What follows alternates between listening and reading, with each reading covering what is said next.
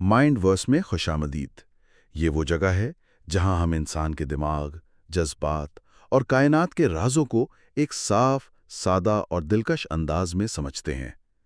یہاں ہر بات علم بھی ہے، حیرت بھی، اور سوچنے کا ایک نیا راستہ بھی۔ اگر آپ جاننا چاہتے ہیں کہ ہم کیوں سوچتے ہیں، کیسے محسوس کرتے ہیں اور دنیا دراصل کس اصول پر چلتی ہے، تو آپ بالکل صحیح جگہ پر آئے ہیں۔ ہمارے اس ذہنی سفر میں شامل ہوں اور ہر دن خود کو ایک نئی نظر سے دیکھنا سیکھیں۔ لہٰذا ہمارے ساتھ جڑنے کے لیے اس چینل کو سبسکرائب کریں۔ بہت شکریہ۔ اور آج کا جو موضوع ہے نا، وہ واقعی میرا مطلب ہے بہت ہی کمال کا ہے۔ بالکل، کیونکہ آج ہم جس کتاب کا تفصیلی جائزہ لینے جا رہے ہیں وہ جدید سائنس کی تاریخ کی، میں کہوں گا، اہم ترین کتابوں میں سے ایک ہے۔ ہاں، ڈاکٹر نارمن ڈائچ کی "دی brain that changes it self". صحیح۔ اور دیکھیں، یہ کتاب کرتی کیا ہے کہ یہ اس پرانے نظریے کو بالکل جڑ سے اکھاڑ دیتی ہے کہ ہمارا جو دماغ ہے وہ ایک مشین کی طرح ہے۔ مطلب پرانا نظریہ تو یہی تھا نا کہ دماغ ایک بار بن جائے تو وہ بدل نہیں سکتا۔ بالکل، جسے سائنس کی زبان میں لوکلائزیشنزم کہا جاتا تھا۔ لوکلائزیشنزم؟ رائٹ؟ ہاں، اس نظریے کے مطابق نا، دماغ بس ایک مشین کی طرح کام کرتا ہے۔ جیسے ایک گاڑی ہوتی ہے نا، ہر پرزے کا ایک ہی مخصوص کام ہے۔ تو پرانے سائنسدان سمجھتے تھے کہ اگر اس مشین کا کوئی ایک پرزہ خراب ہو جائے تو وہ ہمیشہ کے لیے خراب ہو گیا، مطلب گیم اوور۔ بالکل، گیم اوور۔ ان کا ماننا تھا کہ بچپن میں جو دماغ کی ساخت بن گئی وہ پتھر پر لکیر ہے، اس میں کوئی تبدیلی نہیں آ سکتی۔ لیکن یہ کتاب ہمیں ایک نئے اور میں کہوں گی بہت ہی طاقتور تصور سے ملواتی ہے۔ Neuroplasticity? جی، نیورو پلاسٹیسٹی، مطلب دماغ پلاسٹک کی طرح لچکدار ہے، یہ متحرک ہے، یہ خود کو دوبارہ ترتیب دے سکتا ہے، واہ! زخموں کو بھر سکتا ہے اور عمر کے کسی بھی حصے میں، جی ہاں، کسی بھی حصے میں نئی صلاحیتیں پیدا کر سکتا ہے۔ یعنی اگر اسی گاڑی والی تشبیہ کو لینا تو ایسا ہے کہ اگر گاڑی کا انجن خراب ہو جائے تو گاڑی کا ریڈیو کہے کہ کوئی بات نہیں، میں انجن کا کام سنبھال لیتا ہوں۔ ہاں، بالکل ایسا ہی ہے۔ یہ بظاہر ناممکن لگتا ہے، لیکن آج ہمارے پاس جو کہانیاں ہیں نا، وہ ثابت کرتی ہیں کہ یہ سچ ہے۔ تو آج کے اس پہلے حصے میں ہم کتاب کے ابتدائی 2 ابواب پر بات کریں گے۔ سب سے پہلے ہم شیرل شلٹز کی کہانی لیتے ہیں۔ شیرل کی کہانی یہ بہت ہی جذباتی ہے۔ بہت زیادہ۔ مطلب شیرل ایک ایسی عورت تھی جسے ہر وقت یہ محسوس ہوتا تھا کہ وہ گر رہی ہے۔ فرض کریں کہ ایک شخص کسی طوفان میں پھنسے ہوئے بحری جہاز کے ڈیک پر کھڑا ہے۔ بالکل۔ لیکن وہ طوفان باہر سمندر میں نہیں ہے، بلکہ اس کے اپنے دماغ کے اندر چل رہا ہے۔ اوف، کتنا خوفناک احساس ہے۔ ہاں نا، فرش قدموں کے نیچے سے کھسکتا ہوا محسوس ہوتا تھا۔ وہ کھڑی نہیں ہو سکتی تھی بغیر سہارے کے، تو بیٹھنا بھی محال تھا۔ تو یہ ماجرا کیا تھا؟ مطلب یہ کوئی وہم تو نہیں تھا نا؟ اندرونی کان میں نا ایک بہت حساس نظام ہوتا ہے جو ہمارے جسم کا توازن برقرار رکھتا ہے۔ اسے ویسٹیبولر سسٹم کہتے ہیں۔ Vestibular system? اچھا، اس میں ہوتا کیا ہے؟ اس میں چھوٹی چھوٹی نالیاں ہوتی ہیں، ان کے اندر ایک خاص مائع یعنی فلوئڈ ہوتا ہے اور انتہائی حساس بال ہوتے ہیں۔ تو جب ہم سر ہلاتے ہیں یا چلتے ہیں نا، تو یہ فلوئڈ حرکت کرتا ہے اور یہ جو بال ہیں یہ دماغ کو سگنل بھیجتے ہیں۔ سگنل کہ ہم کہاں ہیں؟ بالکل، کہ جسم خلا میں، مطلب 3D اسپیس میں کس پوزیشن پر ہے۔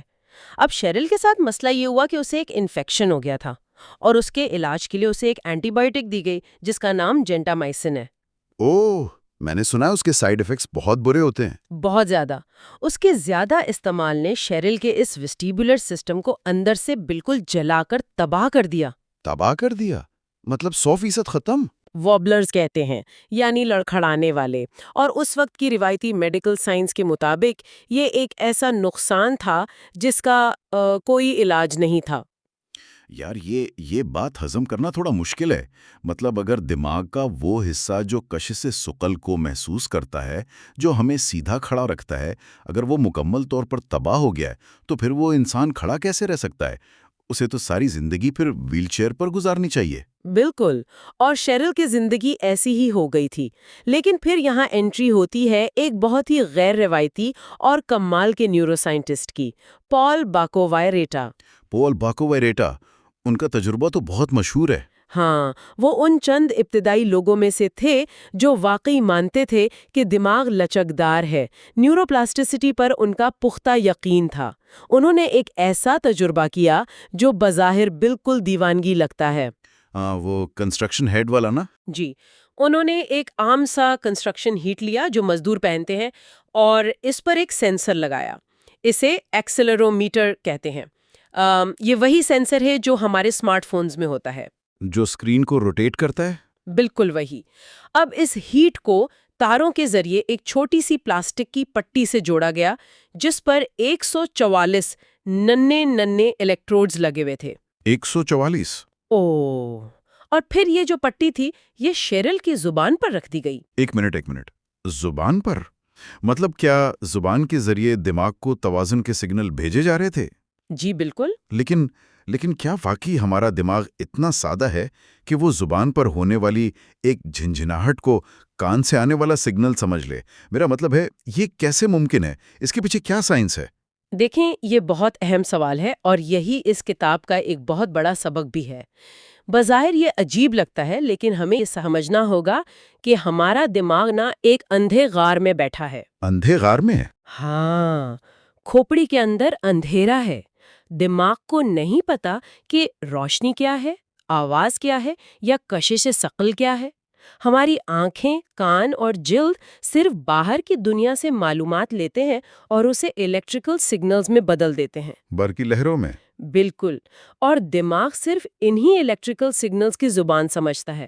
تو پال بک-وائریٹا یہ ثابت کرنا چاہتے تھے کہ دماغ کو اس بات سے کوئی غرض نہیں ہے کہ یہ سگنل کس راستے سے آ رہا ہے۔ مطلب ڈاٹا پہنچنا چاہیے آہستہ جو بھی ہو۔ ایگزیکٹلی۔ چونکہ شیرل کے کان کا راستہ تباہ ہو چکا تھا تو پال نے زبان کا راستہ چنا، کیونکہ زبان پر بے شمار حسیاتی خلیے ہوتے ہیں، ریسیپٹرز ہوتے ہیں، اور تھوک کی وجہ سے نا یہ کرنٹ کی بہت اچھی کنڈکٹر بھی ہے۔ اچھا۔ تو جب وہ ہیٹ پہن کر چلتی تھی تو کیا ہوتا تھا؟ جب شیرل وہ ہیٹ پہن کر آگے کی طرف جھکتی نا تو اس کی زبان کے اگلے حصے پر ہلکا سا کرنٹ، جیسے شیمپین کے بلبلے ہوتے نا، ویسی جھنجھناہٹ محسوس ہوتی تھی۔ واہ! کیا کہ زبان پر ہونے والی یہ جھنجھناہٹ دراصل جسم کے توازن کی معلومات ہے۔ او مائی گاڈ! یعنی یہ بالکل ایسا ہے جیسے اگر گھر کا جو انٹرنیٹ کنیکشن ہے وہ کیبل سے آ رہا ہو اور وہ کیبل کٹ جائے تو ہم فوراً وائی فائی پر شفٹ ہو جاتے ہیں۔ کیا زبردست تشبیہ دی ہے آپ نے، بالکل ایسا ہی ہے۔ ڈیٹا وہی رہتا ہے، بس میڈیم بدل جاتا ہے۔ اور اس کا نتیجہ تو واقعی کسی معجزے سے کم نہیں تھا نا، کیونکہ جب اس نے پہلی بار وہ آلہ آن کیا، معاف کیجیے گا، جب اس نے وہ آلہ چلایا تو برسوں بعد وہ بغیر کسی سہارے کے بالکل سیدھی کھڑی ہو گئی۔ ہاں، وہ جو اس کے اندر ایک طوفان تھا نا، وہ رک گیا، وہ رو پڑی تھی خوشی سے۔ حیرت انگیز۔ لیکن دیکھیں، اگر میں درست سمجھ پا رہا ہوں تو سب سے بڑی کامیابی صرف اس ڈیوائس کا کام کرنا تو نہیں تھی۔ اصل جو حیاتیاتی جادو ہے وہ تو تب ہوا جب اس نے آلہ اتارا، ایسا ہی ہے نا؟ جی ہاں، بالکل درست۔ اور یہی وہ پوائنٹ ہے جو اس پرانے لوکلائزیشن ازم کی بنیادیں ہلا دیتا ہے۔ جب شیرل نے زبان سے وہ پٹی ہٹائی نا تو اس کا توازن فوراً خراب نہیں ہوا۔ خراب نہیں ہوا؟ بغیر آلے کے بھی؟ بغیر آلے کے بھی۔ شروع میں اس نے ڈیوائس اتارنے کے بعد چند منٹ تک توازن برقرار رکھا، پھر آہستہ آہستہ یہ وقت بڑھ کر گھنٹوں تک چلا گیا۔ مطلب اس کے دماغ نے توازن رکھنا سیکھ لیا تھا۔ ہاں، اسے سائنس کی زبان میں ریزیڈول ایفیکٹس کہتے ہیں، یعنی دیر پا اثرات۔ اس کا سیدھا سا مطلب یہ تھا کہ جب زبان کے ذریعے دماغ کو سگنلز مل رہے تھے نا تو دماغ صرف اس آلے کو ایک بیساکھی کے طور پر استعمال نہیں کر رہا تھا۔ تو پھر کیا کر رہا تھا؟ دماغ کے جو خلیے ہیں، نیورونز، وہ اندر ہی اندر نئے راستے بنا رہے تھے۔ مسلسل سگنلز ملنے کی وجہ سے دماغ نے کان کے اس تباہ شدہ حصے کا کام کسی دوسرے صحت مند حصے کی طرف موڑ دیا تھا۔ اس نے خود کو ری وائر کر لیا تھا۔ ری وائر کر لیا؟ کمال ہے۔ نیورو سائنس میں ایک مشہور فکرہ ہے نا، neurons that fire together wire together. جو نیورونز ایک ساتھ متحرک ہوتے ہیں وہ آپس میں جڑ جاتے ہیں۔ بالکل۔ شیرل کا دماغ اسی اصول پر کام کر رہا تھا۔ وہ اپنا نیا توازن کا نظام خود تعمیر کر رہا تھا۔ یہ تو ایک مکمل جسمانی معجزہ ہے، لیکن یہاں ایک سوال پیدا ہوتا ہے۔ شیرل کی کہانی سے یہ تو ثابت ہو گیا کہ دماغ حسیات یعنی سینسز کا راستہ بدل سکتا ہے، فزیکل وائرنگ تبدیل ہو سکتی ہے، لیکن جو دماغ کی اندرونی خامیاں ہیں، مطلب سوچنے سمجھنے اور منطق کی جو بنیاد ہے جسے ہم کوگنیشن کہتے ہیں، کیا دماغ اسے بھی بدل سکتا ہے؟ یہ ایک بہت گہرا سوال ہے۔ ہاں، کیونکہ اگر دماغ جسمانی توازن کے لیے خود کو بدل سکتا ہے تو کیا وہ سیکھنے اور پڑھنے کی جو معذوریاں ہیں، جو لرننگ ڈسیبلٹیز ہیں، کیا ان کو بھی ختم کر سکتا ہے؟ یہاں سے ہمارا موضوع ایک بہت ہی دلچسپ رخ لیتا ہے اور ہم آتے ہیں کتاب کے دوسرے باب کی طرف، باربرا ایروسمتھ ینگ کی کہانی۔ بالکل، اور باربرا کی کہانی شیرل سے بالکل مختلف قسم کے المیے سے شروع ہوتی ہے۔ باربرا 1951 میں پیدا ہوئی تھی اور بچپن سے ہی اس کی شخصیت میں ایک بہت عجیب اور شدید تضاد تھا۔ تضاد کیسا؟ دیکھیں، ایک طرف تو اس کی یادداشت اتنی کمال کی تھی، اس کی آڈیٹری اور ویژول میموری اتنی زبردست تھی کہ وہ پوری کی پوری کتابیں حرف بحرف یاد کر لیتی تھی۔ اچھا، مطلب رٹا لگانے میں ماہر تھی۔ ہاں، لیکن دوسری طرف وہ گرامر، ریاضی اور منطق کو سمجھنے سے بالکل قاصر تھی۔ وہ گھڑی پر وقت نہیں دیکھ سکتی تھی، اسے یہ سمجھ نہیں آتا تھا کہ کون سی چیز کس کے بائیں طرف ہے یا دائیں طرف ہے۔ اس کی اسپیشل ریزننگ بالکل کام نہیں کرتی تھی۔ اوہو، مطلب جگہ اور سمت کا تعین نہیں کر سکتی تھی۔ اس کو سمجھنے کے لیے ایک تشبیہ دی جا سکتی ہے۔ فرض کریں ایک بہت ذہین آرکیٹیکٹ ہے، ماہر تعمیرات ہے، اس کے ذہن میں دنیا کے زبردست ڈیزائن موجود ہیں، لیکن اسے جو نقشہ دیا گیا ہے وہ کسی اجنبی زبان میں ہے۔ بالکل، بہت خوبصورت تشبیہ ہے۔ مطلب ذہانت تو ہے، لیکن معلومات کو جوڑنے والا وہ جو ٹرانسلیشن کا نظام ہے وہی غائب ہے۔ اب 1950 کی دہائی میں تو اساتذہ نے باربرا کو بس یہ کہہ دیا کہ اسے مینٹل بلاک ہے یا وہ جان بوجھ کر نہیں پڑھنا چاہتی۔ ہاں، ان دنوں تو یہی کہا جاتا تھا کہ یہ بچی بس سست ہے، لیکن باربرا نے اس بات کو ماننے سے انکار کر دیا کہ اس کا دماغ ہمیشہ کے لیے کمزور ہے۔ اس نے ہار نہیں مانی، اور یہی انکار اس کی ایک بہت بڑی ریسرچ کا آغاز بنا۔ میں نے پڑھا ہے کہ اس نے گریجویشن کے دوران 2 بڑے سائنسدانوں الیگزینڈر لوریا اور مارک روزنزویگ کی تحقیق پڑھی تھی۔ جی بالکل۔ الیگزینڈر لوریا ایک روسی نیورو سائیکالوجسٹ تھے۔ انہوں نے زائسٹس کی نامی ایک فوجی کا بہت طویل مطالعہ کیا تھا۔ اس فوجی کے دماغ کے بائیں حصے میں گولی لگی تھی۔ اچھا، تو اس گولی کی وجہ سے کیا ہوا؟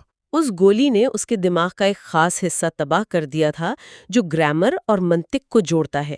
اور حیران انگیز بات یہ تھی کہ باربرا کی ساری خامیاں بالکل اسی زخمی روسی فوجی جیسی تھیں۔ واہ، یعنی باربرا کو یہ سمجھ آ گیا کہ اس کا مسئلہ کوئی نفسیاتی مینٹل بلاک نہیں ہے، بلکہ اس کے دماغ کا ایک مخصوص حصہ پیدائشی طور پر کمزور ہے۔ بالکل، اسے اپنا جواب مل گیا۔ اور پھر دوسری طرف مارک روزنزویگ کی تحقیق تھی، یہ چوہوں پر تھی۔ وہ چوہوں والی ریسرچ جس میں ماحول کا اثر دیکھا گیا تھا۔ ہاں، روزنزویگ نے ثابت کیا تھا کہ اگر چوہوں کو ایک بہت ہی پرکشش اور چیلنجنگ ماحول میں رکھا جائے، جسے انرچڈ انوائرمنٹ کہتے ہیں، جہاں کھلونے ہوں، نئے راستے ہوں، تو ان کے دماغ کا سائز، وزن اور نیورونز کے کنیکشنز واقعی بڑھ جاتے ہیں۔ جسمانی طور پر بڑھ جاتے ہیں؟ جی، فزیکلی بڑھ جاتے ہیں، ان چوہوں کے مقابلے میں جنہیں اکیلا اور بورنگ ماحول میں رکھا گیا تھا۔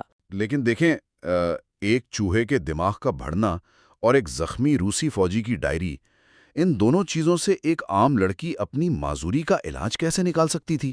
مطلب اس نے ان دونوں کو جوڑا کیسے؟ یہی تو باربرا کی ذہانت تھی۔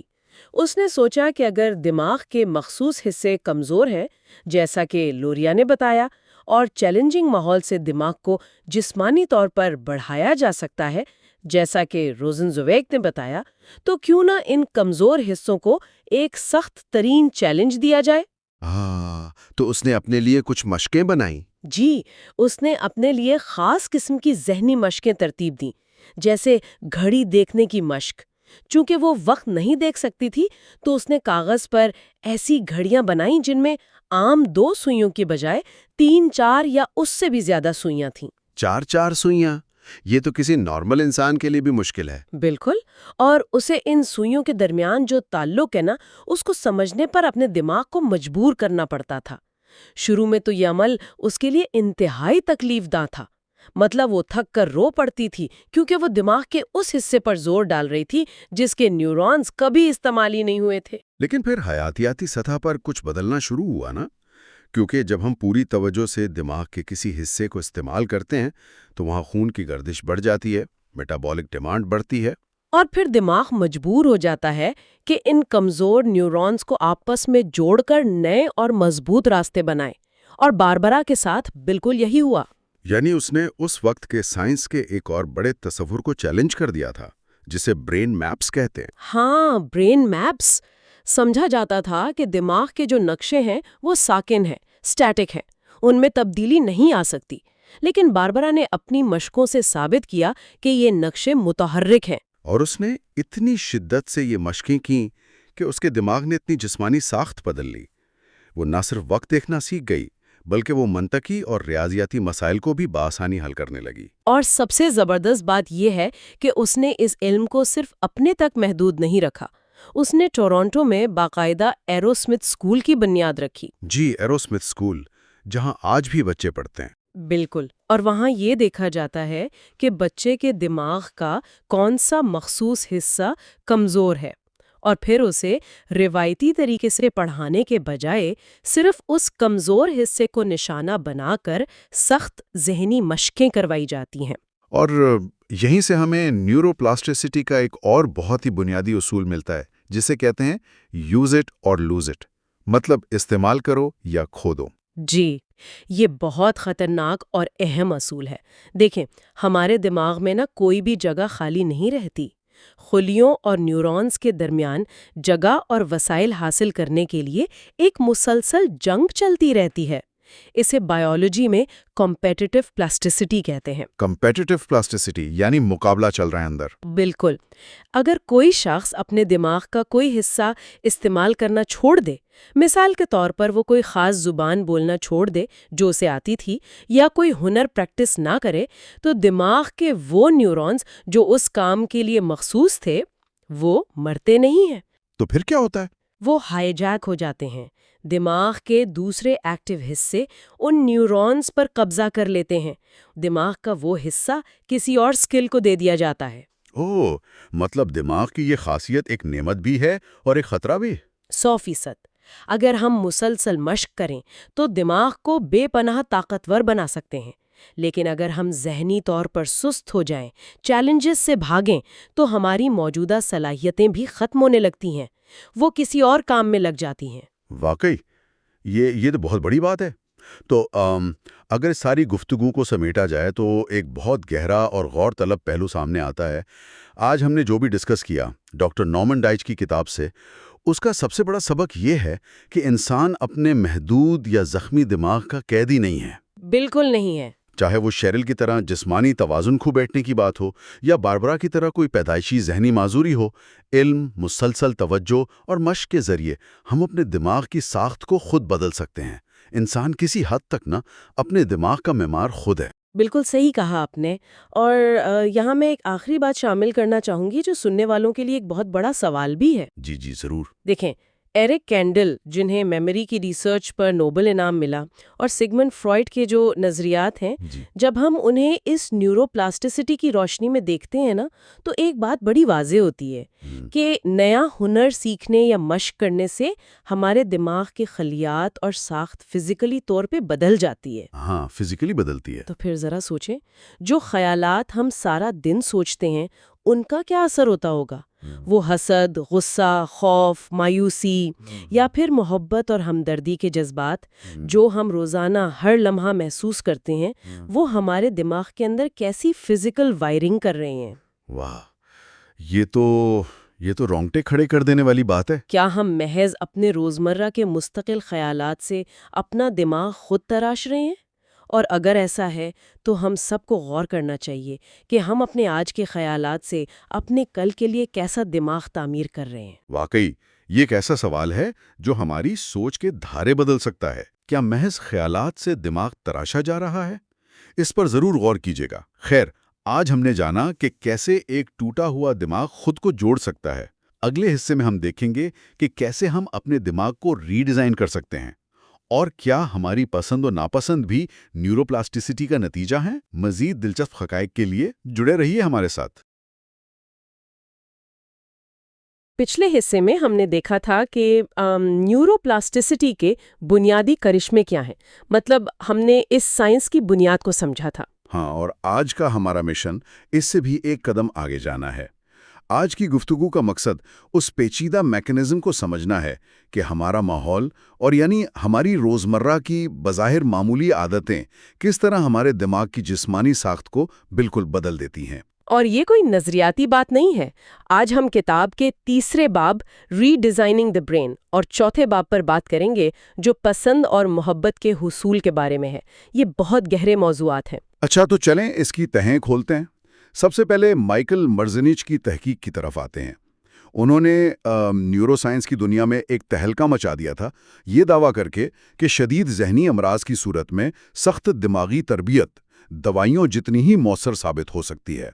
بالکل، اور مرزینچ نے بنیادی طور پر اس پرانی سوچ کو مسترد کیا کہ ہمارے دماغ کے نقشے جنہیں ہم برین میپس کہتے ہیں وہ جامد ہوتے ہیں۔ مطلب پہلے سمجھا جاتا تھا کہ یہ پتھر پر لکیر ہیں۔ تو یہ برین میپس دراصل ہیں کیا؟ مطلب جو لوگ ہمارے ساتھ نئے جڑے ہیں ان کے لیے اگر ہم اسے تھوڑا آسان کر سکیں۔ دیکھیں، ہمارے دماغ کے کارٹیکس میں ہمارے جسم کے ہر حصے کا ایک باقاعدہ نقشہ موجود ہے، یعنی ایک خاص جگہ صرف آپ کے انگوٹھے کو کنٹرول کرتی ہے، اس کے ساتھ والی جگہ شہادت کی انگلی کو، اور اسی طرح۔ تو مطلب پورے جسم کا ایک ڈرائنگ سا بنا ہوا ہے دماغ کے اندر۔ ہاں، بالکل ایسا ہی سمجھ لیں۔ روایتی سائنس کہتی تھی کہ یہ نقشہ بچپن کے بعد فکس ہو جاتا ہے، لیکن مرزینچ نے بندروں پر مائکرو میپنگ کے ذریعے کچھ تجربات کیے۔ انہوں نے ایک بندر کے دماغ کا انتہائی باریک نقشہ بنایا اور پھر اس کے ہاتھ کی ایک مخصوص نس کاٹ دی۔ ارے نس کاٹ دی؟ تو اس سے تو مطلب اس انگلی کا رابطہ دماغ سے بالکل کٹ گیا ہوگا۔ بالکل، درمیانی انگلی کی نس کاٹی گئی تھی۔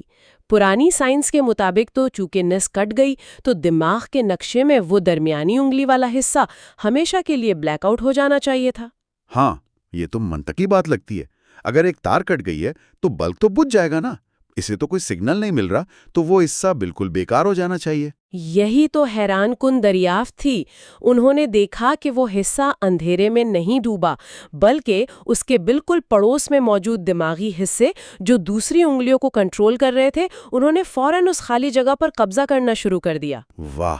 اگر میں اس کی ایک تمثیل بناؤں تو ہمارا دماغ ایک انتہائی مہنگی ریئل اسٹیٹ مارکیٹ کی طرح ہے۔ ہاں، یہ ریئل اسٹیٹ والی مثال بہت زبردست ہے۔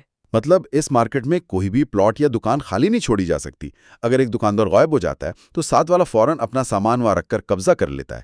کوئی علاقہ غیر آباد نہیں رہ سکتا۔ بالکل درست۔ اور دماغ میں نیورونز کے درمیان اس ریئل اسٹیٹ کو حاصل کرنے کے لیے ایک بے رحم مقابلہ جاری رہتا ہے۔ جو سرکٹس زیادہ استعمال ہوتے ہیں وہ زیادہ جگہ گھیر لیتے ہیں۔ اسے مسابقتی پلاسٹیسٹی کہتے ہیں، یا عام الفاظ میں یوز اٹ اور لوز اٹ۔ اچھا، یعنی اگر آپ کسی مہارت کو استعمال نہیں کریں گے تو کوئی اور کام اس کی جگہ لے لے گا۔ اور اسی اصول پر انہوں نے وہ فاسٹ فارورڈ نامی پروگرام بنایا تھا بچوں کے لیے۔ ہاں، مرزنچ نے اس اصول کو عملی شکل دی۔ یہ سافٹ ویئر پروگرام ان بچوں کے لیے تھا جنہیں ڈسلیکسیا، آٹزم یا زبان سیکھنے میں دشواری تھی۔ لیکن ایک عام سا ویڈیو گیم یا سافٹ ویئر دماغ کی ساخت کو کیسے بدل سکتا ہے؟ مطلب یہ کام کیسے کرتا ہے حقیقت میں؟ دیکھیں، عام بچوں کے دماغ میں آوازوں کو پروسیس کرنے والے نیورونز بہت تیز ہوتے ہیں۔ وہ ب اور پ جیسی آوازوں میں ملی سیکنڈز میں فرق کر لیتے ہیں، لیکن ڈسلیکسیا والے بچوں میں یہ نیورون سست ہوتے ہیں۔ اچھا، تو ان کے لیے آوازیں گھڑمڑ ہو جاتی ہوں گی، جیسے ہم کوئی آڈیو بہت تیز رفتاری سے سن رہے ہوں۔ بالکل ایسا ہی ہے۔ تو اس پروگرام نے کیا کیا کہ ان آوازوں کو مصنوعی طور پر کھینچ کر لمبا کر دیا۔ اس طرح ان کے سست نیورونز کو آواز پکڑنے کا وقت مل گیا۔ تو جب انہوں نے ان لمبی آوازوں کے ساتھ مشق کی تو ان کے دماغ کے وہ حصے متحرک ہو گئے۔ ہاں، اور پھر جیسے جیسے بچے بہتر ہوتے گئے، پروگرام آوازوں کی رفتار تیز کرتا گیا۔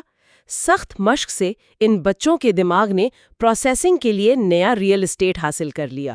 لیکن یہاں ایک سوال ذہن میں آتا ہے، جب دماغ یہ نیا ریئل اسٹیٹ حاصل کر رہا ہوتا ہے تو پیچھے کوئی کیمیائی عمل تو ہوتا ہوگا نا؟ مطلب کون سی چیز اس نئی ساخت کو پختہ کرتی ہے؟ یہاں جو بات سب سے زیادہ حیران کن ہے وہ یہ ہے کہ اس کیمیکل انجینئرنگ میں بنیادی طور پر دو چیزیں شامل ہیں۔ ایک پروٹین ہے جسے BDNF کہتے ہیں۔ Brain derived neurotrophic factor, right? بالکل، جب ہم پوری توجہ سے کچھ نیا سیکھتے ہیں تو دماغ یہ خارج کرتا ہے۔ یہ ایک طاقتور کھاد کی طرح ہے جو نئی نیورل رابطوں کو بناتی ہے۔ اور دوسری چیز مائلین ہے۔ مائلین یعنی وہ تہ جو نیورونز کے گرد ہوتی ہے؟ ہاں، جیسے بجلی کی تاروں کے گرد پلاسٹک ہوتا ہے۔ ہم جتنا مشق کرتے ہیں دماغ اس تہ کو اتنا ہی موٹا کر دیتا ہے، سگنل اتنا ہی تیز گزرتا ہے اور وہ کام ہماری پکی عادت بن جاتا ہے۔ کیا کمال کا میکینزم ہے۔ اچھا، اب اگر ہماری سیکھنے کی صلاحیتیں ایسے بدل سکتی ہیں تو اس حصے سے تھوڑا آگے بڑھتے ہیں۔ کیا ہماری گہری خواہشات یا ہمارے رشتوں کا انتخاب بھی ایسے ہی بدلتا ہے؟ یہ بہت اہم سوال ہے اور یہی چوتھے باب کا مرکز بھی ہے۔ پہلے سمجھا جاتا تھا کہ ہماری کشش اور محبت کے پیٹرنز مکمل طور پر حیاتیاتی یا ہارڈ وائرڈ ہیں، لیکن ڈویچ بتاتے ہیں کہ یہ دراصل ہمارے نیورل میپس ہی ہیں۔ یعنی وہ چیزیں جنہیں ہم اپنی فطرت سمجھتے ہیں وہ بھی بس نقشے ہیں۔ یہاں آ کر بات واقعی بہت دلچسپ ہو جاتی ہے۔ ہاں، اور اسے سمجھنے کے لیے فرائیڈ کے تنقیدی ادوار یا کریٹیکل پیریڈز کو دیکھنا ہوگا۔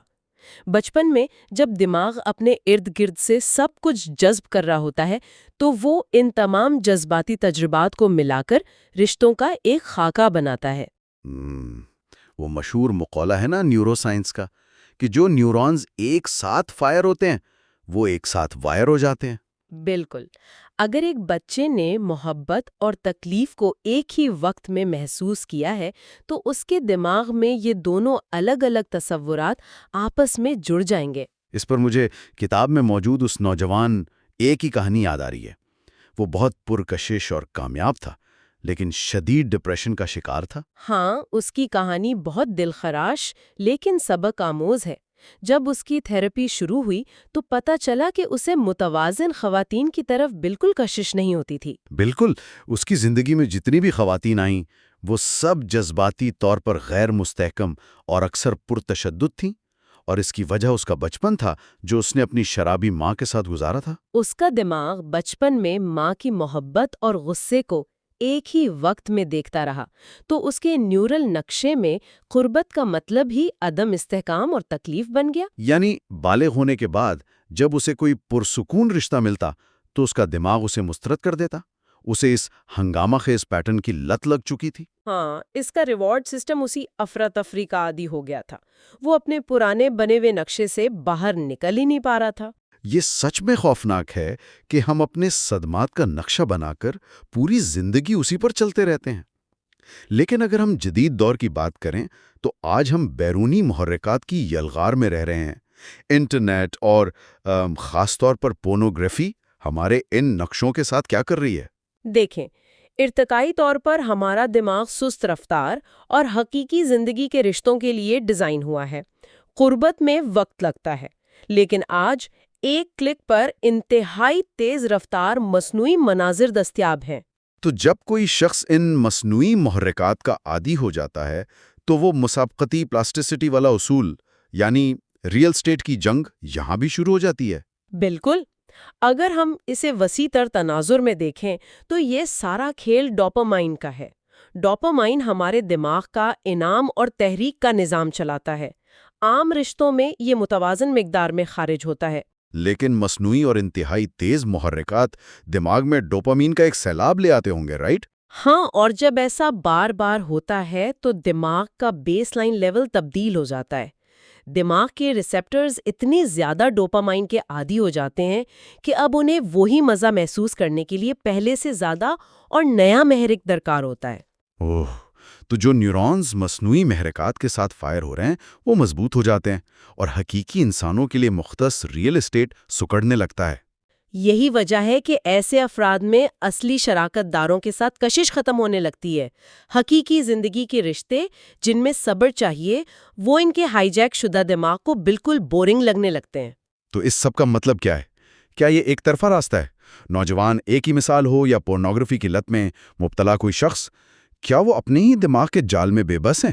خوش قسمتی سے نہیں، اور یہی نیورو پلاسٹیسٹی کی امید بخش بات ہے۔ جس طرح دماغ غلط چیزوں کا عادی ہو کر نقصان دہ نقشے بناتا ہے، उसी तरह शऊरी कोशिश से उनको मिटाकर नए नक्शे भी बनाए जा सकते हैं। अच्छा, यानी हम इसे अनलर्न कर सकते हैं, पुराने नक्शों को मिटा सकते हैं। बिल्कुल। मुसाबकती प्लास्टिसिटी लत लगाने में भी काम आती है और लत छोड़ाने में भी। यूज इट और लूज इट। जो रास्ता इस्तेमाल नहीं होगा वो मिट जाएगा। लेकिन ये अमली तौर पर कैसे होता है? मतलब नौजवान ए ने अपनी थेरेपी में ऐसा क्या किया कि वो उस पैटर्न से बाहर आ गया? उसने मोहब्बत और तशद्दुद को अलग कैसे किया? उसकी थेरेपी में एक रोड ब्लॉक या शौरी रुकावट पैदा की गई। जब भी उसे किसी गैर मुस्तहकम खातून की तरफ कशिश होती, उसे सिखाया गया कि वो उस कशिश पर अमल करने के बजाय वहीं रुक जाए। ये तो बहुत मुश्किल काम होगा। दिमाग तो अपना पुराना और मानूस रास्ता मांग रहा होगा ना? बेहद तकलीफदेह होता है ये। लेकिन जब वो शख्स मुसलसल पुराने पैटर्न पर चलने से इनकार करता है तो वो न्यूरल सर्किट्स कमजोर पड़ने लगते हैं, कनेक्शंस टूटने लगते हैं। और फिर उसने पुरसुकून रिश्तों को मौका देना शुरू किया होगा? हाँ, शुरू में उसका दिमाग बोर हुआ, लेकिन मुसलसल मश्क से BDNF खारिज हुआ, नई माइलिन बनी और हिफाजत के नए सेहतमंद नक्शे तैयार हो गए। पुराना रियल एस्टेट नए किराएदारों ने संभाल लिया। ये इल्म वाकई इंसान को ताकत देता है। हम महज अपनी जीनियात या तल्ख माजी के गुलाम नहीं हैं। हम जो सीखते हैं, जो देखते हैं, वो सब हमारे दिमाग को हर लम्हा नया रूप दे रहा है। बिल्कुल, ये सबसे बड़ा तोहफा भी है और एक बहुत बड़ी जिम्मेदारी भी। हमारा दिमाग मुसलसल उस चीज की शक्ल इख्तियार कर रहा है जिस पर हम तवज्जो देते हैं। इस शानदार गुफ्तगू को समेटते हुए मैं चाहता हूं कि सुनने वाले एक सवाल पे गौर करें। अगर हमारा दिमाग इतना लचकदार है और हम अपनी पसंद या शख्सियत के बुनियादी हिस्सों को अनलर्न करके दोबारा वायर कर सकते हैं, तो फिर हमारा हकीकी वजूद कहाँ है? हाँ, ये एक बहुत गहरा और पेचीदा सवाल है। मतलब अगर कल को कोई टेक्नोलॉजी हमारे दिमाग को हमारी मर्जी के बगैर दोबारा वायर कर दे, तो क्या हम वही इंसान रहेंगे या हम महज अपनी यादों और आदतों का एक मजमुआ हैं? हम अपना दिमाग किस हद तक बदल सकते हैं इससे पहले कि हमारी शनाख्त ही खत्म हो जाए? ये वजूदियत और साइंस का ऐसा संगम है जिस पर हर इंसान को सोचना चाहिए। इंसानी ज़ात की तारीफ वाकई बदल रही है। आज के इस तफसीली जायजे को हम इन गहरे सवालात पर रोकते हैं, लेकिन ये सफ़र अभी ख़त्म नहीं हुआ। अगले हिस्से में हम आधी रात के मौजज़ात का मुशाहिदा करेंगे। हम देखेंगे कि किस तरह फालिज का शिकार होने वाले अफराद और शदीद OCD के मरीज़ महज अपनी सोच से अपनी ज़िंदगियां वापस ले रहे हैं। तब तक अपने ख्यालात का ख्याल रखिए, क्योंकि आपका दिमाग उन्हें सुन रहा है। आम तौर पर जब हम किसी मेडिकल डायग्नोसिस या इलाज की बात करते हैं ना, तो वहाँ एक मखसूस किस्म की वजाहत होती है, एक उम्मीद होती है, बिल्कुल किसी इंजीनियरिंग मसले की तरह। बिल्कुल सही, यानी सब कुछ क्लियर होता है। हाँ, मतलब अगर किसी इंसान की हड्डी टूट जाए तो एक्सरे में वो सफ़ेद लकीर साफ नज़र आती है और वहाँ एक वाज़ेह निशान होता है कि देखें मसला यहाँ है।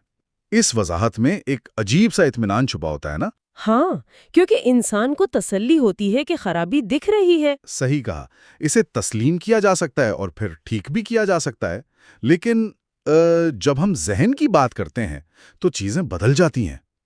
असल में दिमागी चोटों या न्यूरो डेवलपमेंट या नफ्सियाती उलझनों की दुनिया में कदम रखते ही वो एक्सरे मशीन अचानक बेकार महसूस होने लगती है। वाकई? हम एक ऐसे मेडिकल लैंडस्केप को देख रहे होते हैं जो निहायत ही धुंधला और पेचीदा है। यहाँ कोई टूटी हुई हड्डी नजर नहीं आती। अच्छा, तो वहाँ क्या होता है? वहाँ बल्कि असाबी खुलियों का यानी न्यूरॉन्स का एक ऐसा उलझा हुआ जाल होता है जिसके कमज़ोर पड़ने या गलत जुड़ने के असरात इंसान की पूरी शख्सियत को तब्दील कर देते हैं। ठीक है, आइए इसे समझने की कोशिश करते हैं। आज हम अपनी माइंड वर्स सीरीज़ के तीसरे हिस्से में इस धुंधलेपन की गहराई में जा रहे हैं। ये एक तफसीली गुफ्तगू है, एक गहरा तज्जिया है, the brain that changes itself किताब पर। और पिछले हिस्सों में हमने इस बात पर गौर किया था कि दिमाग सीखता कैसे है। बिल्कुल, और आज का हमारा मकसद इससे भी ज़्यादा संगीन मौजू पर बात करना है। हम ये जानना चाहते हैं कि दिमाग किसी शदीद जिस्मानी नुकसान जैसे कि फालिज हो गया और शदीद नफ्सियाती उलझनों से खुद को कैसे ठीक करता है। हाँ, जिन्हें हम साइकोलॉजिकल लूप्स कहते हैं। सही। आज के इस गहरे तज्जिये में किताब के दो अहम अब्वाब पर रोशनी डाली जाएगी, जहां जिस्मानी और जहनी बहाली की सरहदें आपस में मिलती हैं। سب سے پہلے جو کہانی ہمارے سامنے آتی ہے وہ ہے ڈاکٹر مائیکل برنسٹین کی۔ یہاں جو بات حیران کن ہے وہ یہ ہے کہ ڈاکٹر برنسٹین کی پوری زندگی اور ان کی شناخت ان کے ہاتھوں کی مہارت سے جڑی تھیں۔ اچھا، وہ کرتے کیا تھے؟ وہ 55 سال کے ایک بے حد کامیاب آئی سرجن تھے۔ ایک آئی سرجن کے دماغ اور ہاتھوں کا کنیکشن کتنا باریک اور اہم ہوتا ہے اس کا اندازہ لگانا مشکل نہیں ہے۔ او واو، آنکھ کی سرجری، یعنی انتہائی نازک کام۔ بالکل، انہیں آنکھ کے پردے جیسی نازک چیزوں پر سرجری کرنی ہوتی تھی، اور پھر اچانک انہیں ایک شدید سٹروک یعنی فالج کا سامنا کرنا پڑا۔ ایک ہی جھٹکے میں ان کا کریئر، ان کا شوق اور ان کی آزادی چھین لی گئی۔ یہ تو بہت خوفناک ہے، ایک انسان جس کے ہاتھوں پر ہزاروں لوگوں کی بینائی کا انحصار ہو اور اچانک وہ اپنے ہاتھ کو ہلا بھی نہ سکے، یہ تو کسی بھی شخص کے لیے ایک شدید نفسیاتی دھچکا ہے۔ اصل میں میڈیکل سائنس ایسے مریضوں کو فوراً ریہیب کی طرف بھیجتی ہے، تو انہوں نے بھی روایتی علاج اور فزیوتھراپی ضرور شروع کی تھی۔ لیکن میں نے پڑھا ہے کہ سٹروک کے روایتی علاج میں اکثر لوگوں کو مایوسی ملتی ہے۔ صحیح پڑھا ہے، روایتی ریہیب شروع تو کیا گیا، لیکن سٹروک کی دنیا میں ایک روایتی سوچ برسوں سے قائم تھی جسے ریکوری ونڈو کہا جاتا تھا۔ Recovery window? یہ کیا ہوتا ہے؟ میڈیکل ڈاگما یہ تھا کہ فالج کے بعد ریکوری کے لیے صرف چند مہینے ہوتے ہیں۔ اگر اس مقررہ وقت میں موومنٹ واپس نہیں آئی تو اس کا مطلب ہے کہ وہ اعصابی خلیے ہمیشہ کے لیے مر چکے ہیں۔ ہاں، تو یعنی ڈاکٹر بس امید توڑ دیتے تھے۔ ہاں، ڈاکٹر مریضوں سے کہتے تھے کہ بس اب اسی حالت کے ساتھ جینا سیکھ لیں۔ ڈاکٹر برنسٹین کے ساتھ بھی یہی ہوا۔ ان کی بحالی مکمل نہیں ہو سکی تھی اور میڈیسن نے اپنا آخری فیصلہ سنا دیا تھا۔ پھر ان کی زندگی میں ڈاکٹر ایڈورڈ ٹاب اور ان کا کلینک آتا ہے، اور یہاں سے کہانی بدلتی ہے۔ بالکل، ڈاکٹر ٹاب نے انہیں کنسٹرینڈ انڈیوسڈ موومنٹ تھراپی، جسے عام طور پر CI تھراپی کہا جاتا ہے، فراہم کی۔ اس تھراپی نے اعصابیاتی سائنس کے بنیادی اصولوں کو ہی بدل کر رکھ دیا۔ CI تھراپی یہ کام کیسے کرتی ہے؟ اس تھراپی کی بنیاد ڈاکٹر ٹاب کی ایک نہایت اہم دریافت پر تھی، جسے لرنڈ نان یوز کہتے ہیں، یعنی سیکھا ہوا استعمال نہ کرنا۔ انہوں نے بندروں پر کچھ تجربات کیے تھے۔ اچھا، کس قسم کے تجربات؟ انہوں نے بندروں کے ایک ہاتھ کی سینسری نروز یعنی حسی اعصاب کو کاٹ دیا، جبکہ موٹر نروز ٹھیک تھیں۔ تو اس کا مطلب ہے کہ بندر ہاتھ ہلا تو سکتا تھا لیکن اسے ہاتھ محسوس نہیں ہوتا تھا۔ صحیح سمجھیں آپ، جب بندر اس ہاتھ کو استعمال کرنے کی کوشش کرتا تو وہ لڑکھڑا جاتا، چیزیں گر جاتیں اور اسے شدید ناکامی اور درد کا سامنا کرنا پڑتا۔ اوہ بیچارہ۔ بار بار کی ناکامی کے بعد بندر کا دماغ یہ سیکھ لیتا تھا کہ اس ہاتھ کو استعمال کرنا نقصان دہ ہے۔ دماغ نے بیسیکلی اس ٹھیک ٹھاک ہاتھ کو شٹ ڈاؤن کر دیا تھا۔ یہ تو واقعی عجیب ہے۔ اگر ہم اسے عام زندگی سے جوڑ کر دیکھیں تو یہ کچھ ایسا ہی ہے جیسے کوئی بچہ میتھ میں 1 یا 2 بار فیل ہو جائے۔ اچھا، کیسے؟ مطلب بچے کا دماغ میتھ سے ہونے والی شرمندگی اور ناکامی سے بچنے کے لیے ایک راستہ نکال لیتا ہے۔ وہ کوشش کرنا ہی چھوڑ دیتا ہے اور خود کو تسلی دے دیتا ہے کہ میں میتھ میں اچھا نہیں ہوں۔ ہاں، دماغ تکلیف سے بچنے کے لیے اس پورے حصے کو ہی بائی پاس کر دیتا ہے۔ یہ تجزیہ اس مسئلے کے بالکل صحیح عکاسی کرتا ہے۔ سٹروک کے مریضوں میں بھی یہی ہوتا ہے۔ جب سٹروک آتا ہے تو شروع میں دماغ کا وہ حصہ فزیکلی ڈیمیج ہوتا ہے اور مریض ہاتھ نہیں ہلا پاتا۔ صحیح، لیکن پھر بعد میں کیا ہوتا ہے؟ جب کچھ عرصے بعد آس پاس کے نیورونز اس فنکشن کو سنبھالنے کے قابل ہونے لگتے ہیں، تب تک مریض کا دماغ لرنڈ نان یوز کا شکار ہو چکا ہوتا ہے۔ یعنی دماغ عادت بنا چکا ہوتا ہے ہاتھ نہ استعمال کرنے کی۔ بالکل، ہڈی یا پٹھے کام کرنے کے قابل ہوتے ہیں، لیکن دماغ کا سافٹ ویئر اسے استعمال کرنے سے انکار کر دیتا ہے کیونکہ اس نے ناکامی سے بچنے کا نیا راستہ ڈھونڈ لیا ہوتا ہے۔ لیکن ویٹ، یہاں ایک سوال پیدا ہوتا ہے۔ اگر دماغ نے ایک چیز کو استعمال نہ کرنا سیکھ لیا ہے تو CI تھراپی میں جو طریقہ اپنایا گیا وہ ابتدائی طور پر انتہائی ظالمانہ لگتا ہے۔ ظالمانہ؟ وہ کیسے؟ مطلب ڈاکٹر تاؤب نے ڈاکٹر برنسٹین کے ٹھیک ہاتھ کو دن کے 90% حصے کے لیے ایک مٹ یا دستانے میں بند کر دیا تھا نا۔ ایک سٹروک کے مریض کو جس کا ایک ہاتھ پہلے ہی کام نہیں کر رہا، اس کے ٹھیک ہاتھ کو بھی بیکار کر دینا، اس سے تو مریض کو شدید دشواری اور ڈر کا سامنا کرنا پڑا ہوگا۔ ہاں، دیکھنے میں یہ مشکل ضرور لگتا ہے، لیکن یہ دشواری اور یہ زبردستی ہی اس تھراپی کا اصل راز ہے۔ وہ کیسے؟ جب ٹھیک ہاتھ بندھا ہوتا ہے تو دماغ کے پاس کوئی اور راستہ، کوئی اور اسکیپ روٹ نہیں بچتا۔ اسے مجبوراً اس فالج زیادہ ہاتھ کو میسیجز بھیجنے پڑتے ہیں۔ اسے انکریمنٹل لرننگ کہتے ہیں۔ یعنی چھوٹے چھوٹے قدم اٹھانا۔ صحیح۔ مریض کو چھوٹے چھوٹے ٹاسکس دیے جاتے ہیں۔ پہلے دن شاید صرف 1 ملی میٹر انگلی ہلانے کی کوشش، پھر آہستہ آہستہ کسی بلاک کو چھونا۔ یہ بے حد محنت طلب اور تھکا دینے والا عمل ہے، لیکن یہ مسلسل سرگرمی دماغ کو اس لرنڈ نان یوز کی حالت سے باہر نکالنے پر مجبور کر دیتی ہے۔ صحیح۔ اگر کسی شہر کی ایک اہم سڑک حادثے کی وجہ سے بند ہو جائے تو ٹریفک رک جاتی ہے، پھر مجبوری میں گاڑیاں برابر والی کسی چھوٹی گلی سے گزرنا شروع کرتی ہیں۔ بالکل، اور شروع میں شدید مشکل ہوتی ہے، راستہ تنگ ہوتا ہے۔ ہاں، لیکن اگر مسلسل زبردستی تمام ٹریفک کو اسی چھوٹی گلی سے گزارا جائے تو وقت کے ساتھ وہ چھوٹی گلی ہی اہم سڑک بن جاتی ہے۔ دماغ کی نیورو پلاسٹیسٹی بھی بالکل اسی طرح نئے اعصابی راستے بناتی ہے۔ بہت اچھی مثال دی آپ نے، اور نتائج انسانی توقعات سے کہیں آگے کے ہیں۔ جیرمایا اینڈروز کی مثال دیکھیں۔ ان کی کیا کہانی ہے؟ انہیں 45 سال گزر چکے تھے۔ 45 سال یعنی 45 ایئرز، یہ تو آدھی صدی ہو گئی تقریباً۔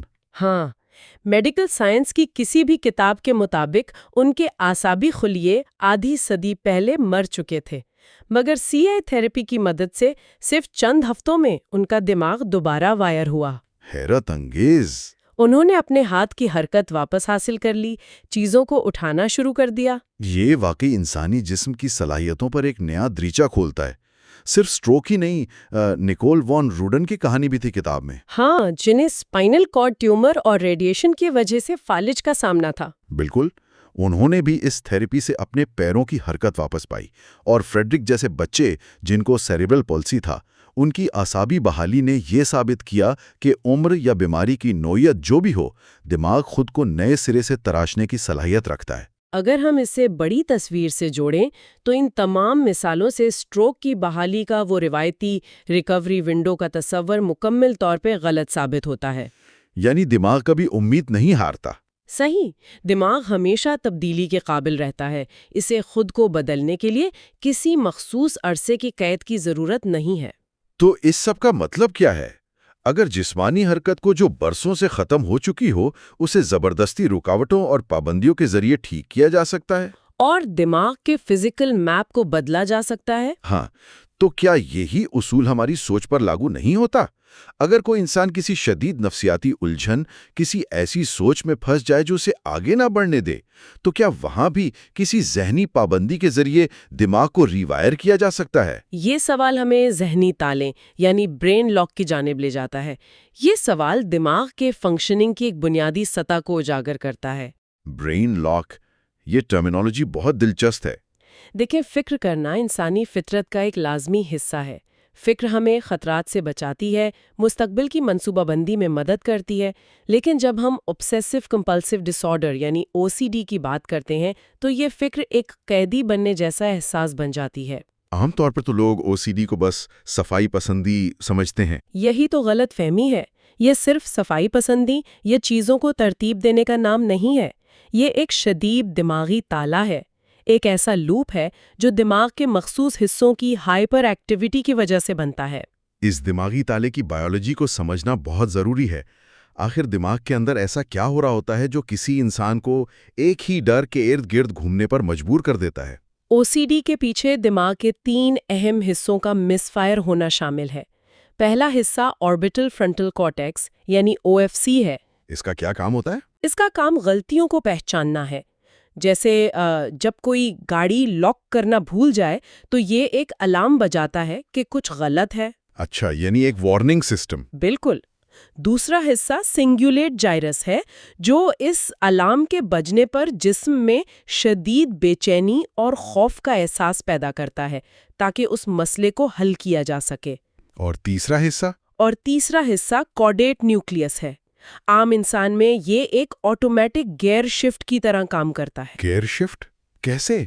جب مسئلہ حل ہو جائے یعنی گاڑی لاک ہو جائے تو یہ گیئر بدل کر دماغ کو اگلے خیال کی طرف منتقل کر دیتا ہے۔ لیکن OCD سے متاثر انسان میں یہ اعصابی گیئر شفٹ شاید کام کرنا چھوڑ دیتا ہے؟ آپ نے بالکل ٹھیک پکڑا۔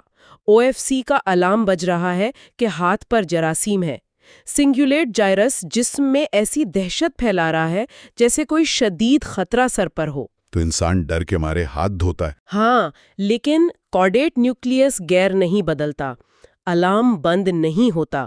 وہ انسان اس بے چینی کو کم کرنے کے لیے مزید ہاتھ دھوتا ہے، لیکن اس سے بے چینی مزید بڑھ جاتی ہے۔ یہ تو ایک نہ ختم ہونے والا عذاب بن جاتا ہے۔ یہی وجہ ہے کہ او سی ڈی کے لوگ ان کمپلشنز یعنی ہاتھ دھونے یا تالے چیک کرنے کی عادت میں پھنس جاتے ہیں۔ وہ چند لمحوں کی تسلی کے لیے یہ کام کرتے ہیں، لیکن ڈر واپس اور بھی زیادہ طاقتور ہو کر آتا ہے۔ صحیح بات ہے۔ یہاں میرے ذہن میں ایک بنیادی سوال آتا ہے۔ عام طور پر نفسیات میں، خصوصاً سائیکو انالیسس میں، یہ سکھایا جاتا ہے کہ اگر کوئی انسان کسی ڈر یا الجھن کا شکار ہے تو اس کا سامنا کرے، اس ڈر کی گہرائی میں جائے، اس پر بات کرے۔ ہاں، سٹینڈرڈ تھیراپی تو یہی ہوتی ہے۔ تو او سی ڈی کے مریض کو اس کے ڈر کے بارے میں بات کرنے کا طریقہ یہاں بیکار کیوں ہو جاتا ہے؟ یہ سائیکو انالیسس کی ایک بہت بڑی حدود ہے جب ہم ایسے برین لاکس کی بات کرتے ہیں۔ مسئلہ یہ ہے کہ پرانی تھیراپیز وہم کے مواد یعنی اس کے کانٹینٹ پر توجہ دیتی ہیں۔ کانٹینٹ پر یعنی سوچوں پر۔ ہاں، وہ پوچھتے ہیں آپ کو کیوں لگتا ہے کہ ہاتھ گندے ہیں، بچپن کا کیا واقعہ اس سے جڑا ہے۔ لیکن نیورو سائنس ہمیں بتاتی ہے کہ جب کوئی مریض اپنے اس وہم پر غور کرتا ہے، اس پہ بات کرتا ہے، تو وہ دراصل دماغ کے اسی مس فائرنگ سرکٹ کو دوبارہ استعمال کر رہا ہوتا ہے۔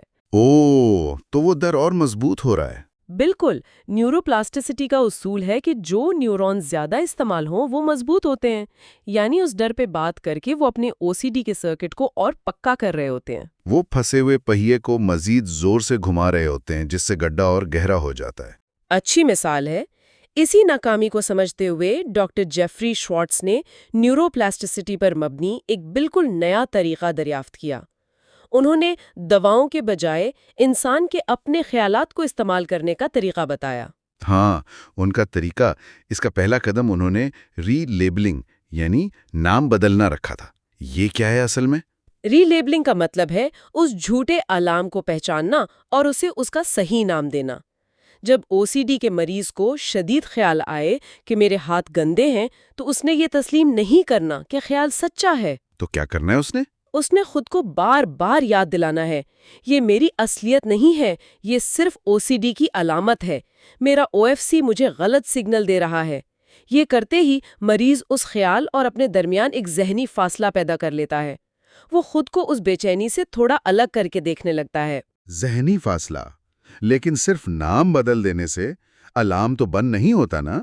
ذہنی فاصلہ تو پیدا ہو گیا، مگر ڈر کا احساس ابھی بھی وہاں ہے۔ ہاں، ڈر کہیں نہیں جاتا فوراً۔ یہاں بات بہت دلچسپ ہو جاتی ہے۔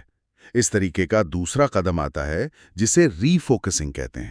یہاں اس چھوٹی گلی والی مثال دوبارہ صاف نظر آتی ہے۔ ری فوکسنگ واقعی اس علاج کا سب سے اہم اور مشکل ترین حصہ ہے۔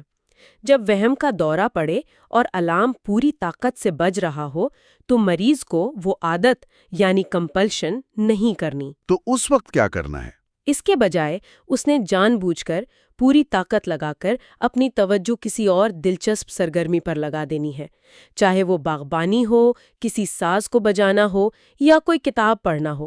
یہ ایسا ہی ہے کہ آپ اس بند سڑک کو چھوڑ کر زبردستی دماغ کی ٹریفک کو کسی اور گلی میں موڑ رہے ہیں۔ لیکن ذرا سوچئے یہ کتنا مشکل ہوگا۔ اس وقت انسان کا جسم اور دماغ اسے چیخ چیخ کر کہہ رہا ہوتا ہے کہ اگر اس نے ہاتھ نہیں دھوئے تو قیامت آ جائے گی۔ اس حالت میں اپنی توجہ ہٹانا عام بات نہیں ہے۔ یہاں آ کر ہمارا ول پاور یعنی قوت ارادہ کا تصور بالکل بدل جاتا ہے۔ بالکل۔ عام طور پر ہم ول پاور کو صرف ایک اخلاقی صفت سمجھتے ہیں، مگر یہاں ول پاور ایک حیاتیاتی یعنی بایولوجیکل طاقت کے طور پر سامنے آتی ہے۔ نیورو سائنس نے اس بات کو بالکل نئے رخ سے پیش کیا ہے۔ ول پاور کوئی ایبسٹریکٹ جذبہ نہیں ہے۔ تو پھر کیا ہے؟ جب کوئی انسان شدید نفسیاتی دباؤ کے باوجود اپنی توجہ کسی اور طرف موڑنے کا فیصلہ کرتا ہے تو اس کی یہ قوت ارادہ دماغ کے نیورونز کو فزیکل طور پر ری وائر کر رہی ہوتی ہے۔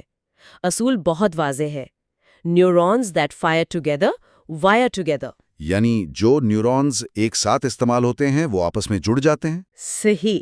جب ڈر اور ہاتھ دھونے کی عادت ایک ساتھ فائر ہوتے ہیں تو وہ جڑ جاتے ہیں۔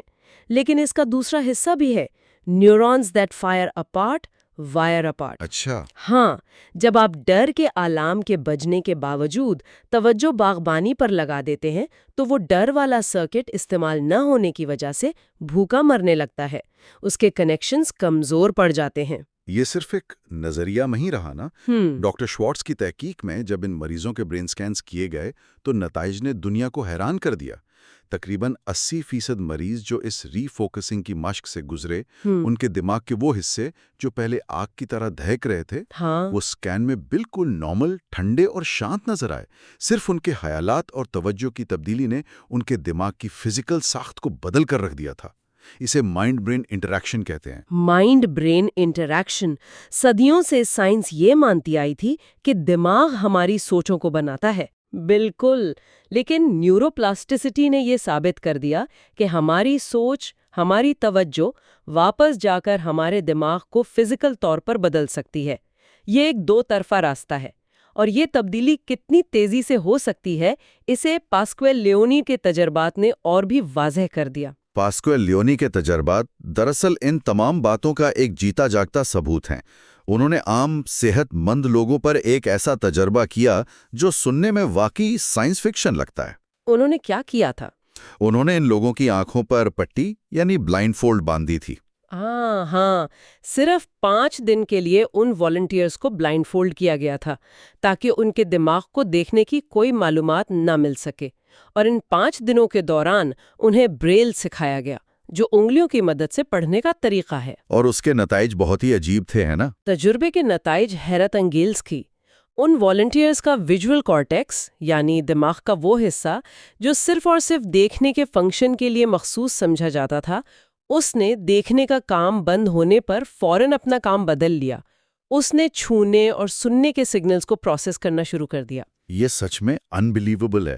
سوچیں، جن نیورونز کا کام صدیوں کے ارتقاء میں صرف روشنی اور تصویروں کو سمجھنا بنایا گیا تھا، انہوں نے صرف 5 دن کے اندر اپنی خوراک بند ہونے پر نئے راستے بنا لیے اور انگلیوں کے لمس کو سمجھنے لگے۔ یہ کوئی سالوں کی محنت نہیں، صرف چند دنوں کی بات تھی۔ اس تجربے نے اعصابیاتی سائنس کی بنیادیں ہلا دیں۔ یہ ثابت ہو گیا کہ دماغ کی وائرنگ کسی پتھر پر لکھی ہوئی عبارت نہیں ہے، یہ ایک انتہائی متحرک، بدلنے والا نظام ہے۔ صحیح کہا۔ پاسکویل لیونی کی تحقیق ہمیں بتاتی ہے کہ ذہنی مشق اور حواس کا استعمال فزیکل سٹرکچرز کو تبدیل کر سکتا ہے۔ جب آپ اپنی زندگی میں کسی پرانی عادت کو بدلنا چاہتے ہیں تو آپ کو جان بوجھ کر اپنے عام تجربات کے راستے میں رکاوٹیں کھڑی کرنی پڑتی ہیں، تبھی دماغ نئے راستے ڈھونڈتا ہے۔ تو اگر ہم آج کے اس گہرے تجزیے کو سمیٹیں تو ان دونوں حصوں سے ایک بہت ہی عظیم پیغام سامنے آتا ہے۔ بالکل۔ چاہے مسئلہ جسمانی فالج کا ہو، جہاں ڈاکٹر تاؤب نے ٹھیک ہاتھ کو بند کر ایک جسمانی رکاوٹ کھڑی کی تاکہ فالج زدہ ہاتھ کو دوبارہ زندہ کیا جا سکے، یا مسئلہ ذہنی فالج یعنی OCD کا ہو، جہاں ڈاکٹر شوارٹز نے مریضوں کی توجہ بدل کر ایک ذہنی رکاوٹ کھڑی کی تاکہ پھنسے ہوئے الارم سرکٹ کو خاموش کیا جا سکے۔ دونوں صورتوں میں ایک ہی اصول لاگو ہوتا ہے: مسلسل محنت، رکاوٹوں کے سامنے ڈٹے رہنے اور صحیح طریقے سے توجہ مرکوز کرنے سے دماغ کی وائرنگ کو کسی بھی عمر میں بدلا جا سکتا ہے۔ دیکھیں، دماغ ایک کمپیوٹر کی ایسی ہارڈ ڈرائیو نہیں ہے جس کا کوئی حصہ خراب ہو جائے تو وہ ہمیشہ کے لیے بیکار ہو جائے۔ یہ ایک زندہ، سانس لیتا ہوا اور ڈھلنے والا اعضا ہے جو مسلسل اپنے آپ کو نئے تجربات کی روشنی میں بن رہا ہے۔ واہ! ہماری توجہ وہ بنیادی اوزار ہے جس سے ہم اس بنائی کے ڈیزائن کو تبدیل کر سکتے ہیں۔ یہ سچ میں امید سے بھرا پیغام ہے، ہر اس انسان کے لیے جو اپنی کسی جسمانی محدودیت یا کسی ذہنی عادت، کسی لوپ میں پھنسا ہوا محسوس کرتا ہے۔ یہ جاننا کہ ان کے خیالات میں ان کی فزیکل ریالٹی کو بدلنے کی طاقت ہے، ایک انقلابی احساس ہے۔ صحیح بات ہے۔ اگلی دفعہ جب ہم اس سیریز کے اگلے حصے میں داخل ہوں گے تو ہوس کی پراسرار دنیا میں قدم رکھیں گے۔ ہم یہ سمجھنے کی کوشش کریں گے کہ دماغ اس درد کو کیسے محسوس کرتا ہے جو دراصل وہاں ہوتا ہی نہیں، یعنی جسے فینٹم پین کہا جاتا ہے۔ بالکل، اور کیا ہمارا تخیل، ہماری امیجنیشن واقعی حقیقت جتنی ہی طاقتور ہو سکتی ہے؟ یہ ہم اگلی بار دیکھیں گے۔ اس تمام گفتگو سے ایک اہم سوال پیدا ہوتا ہے، اگر ہماری قوت ارادہ دراصل صرف ایک احساس یا اخلاقی صفات نہیں بلکہ ایک بائیولوجیکل ٹول ہے جو ہمارے دماغی سرکٹس کی وائرنگ کو فزیکل طور پر بدل سکتی ہے، تو پھر مزاج کی سختی، جلدی غصہ آنا یا کوئی خاص عادت، کیا وہ واقعی ہماری فطرتیں ہیں یا وہ دراصل صرف ایک مخصوص ذہنی مشق کا انتظار کر رہے ہیں تاکہ انہیں نئے سرے سے تراشا جا سکے؟ ویسے اس پر ضرور غور کیجیے گا۔ تصور کیجئے کہ آپ کے سامنے ایکس رے کی ایک رپورٹ رکھی ہے اور اس میں ہاتھ کی ہڈی بالکل چکنا چور نظر آ رہی ہے، ایک بہت ہی بھیانک اور واضح فریکچر ہے۔ صحیح۔ لیکن جب آپ مریض کے اصل بازو کی طرف دیکھتے ہیں تو وہاں ایک خراش تک نہیں ہے، بازو بالکل ٹھیک اور تندرست ہے۔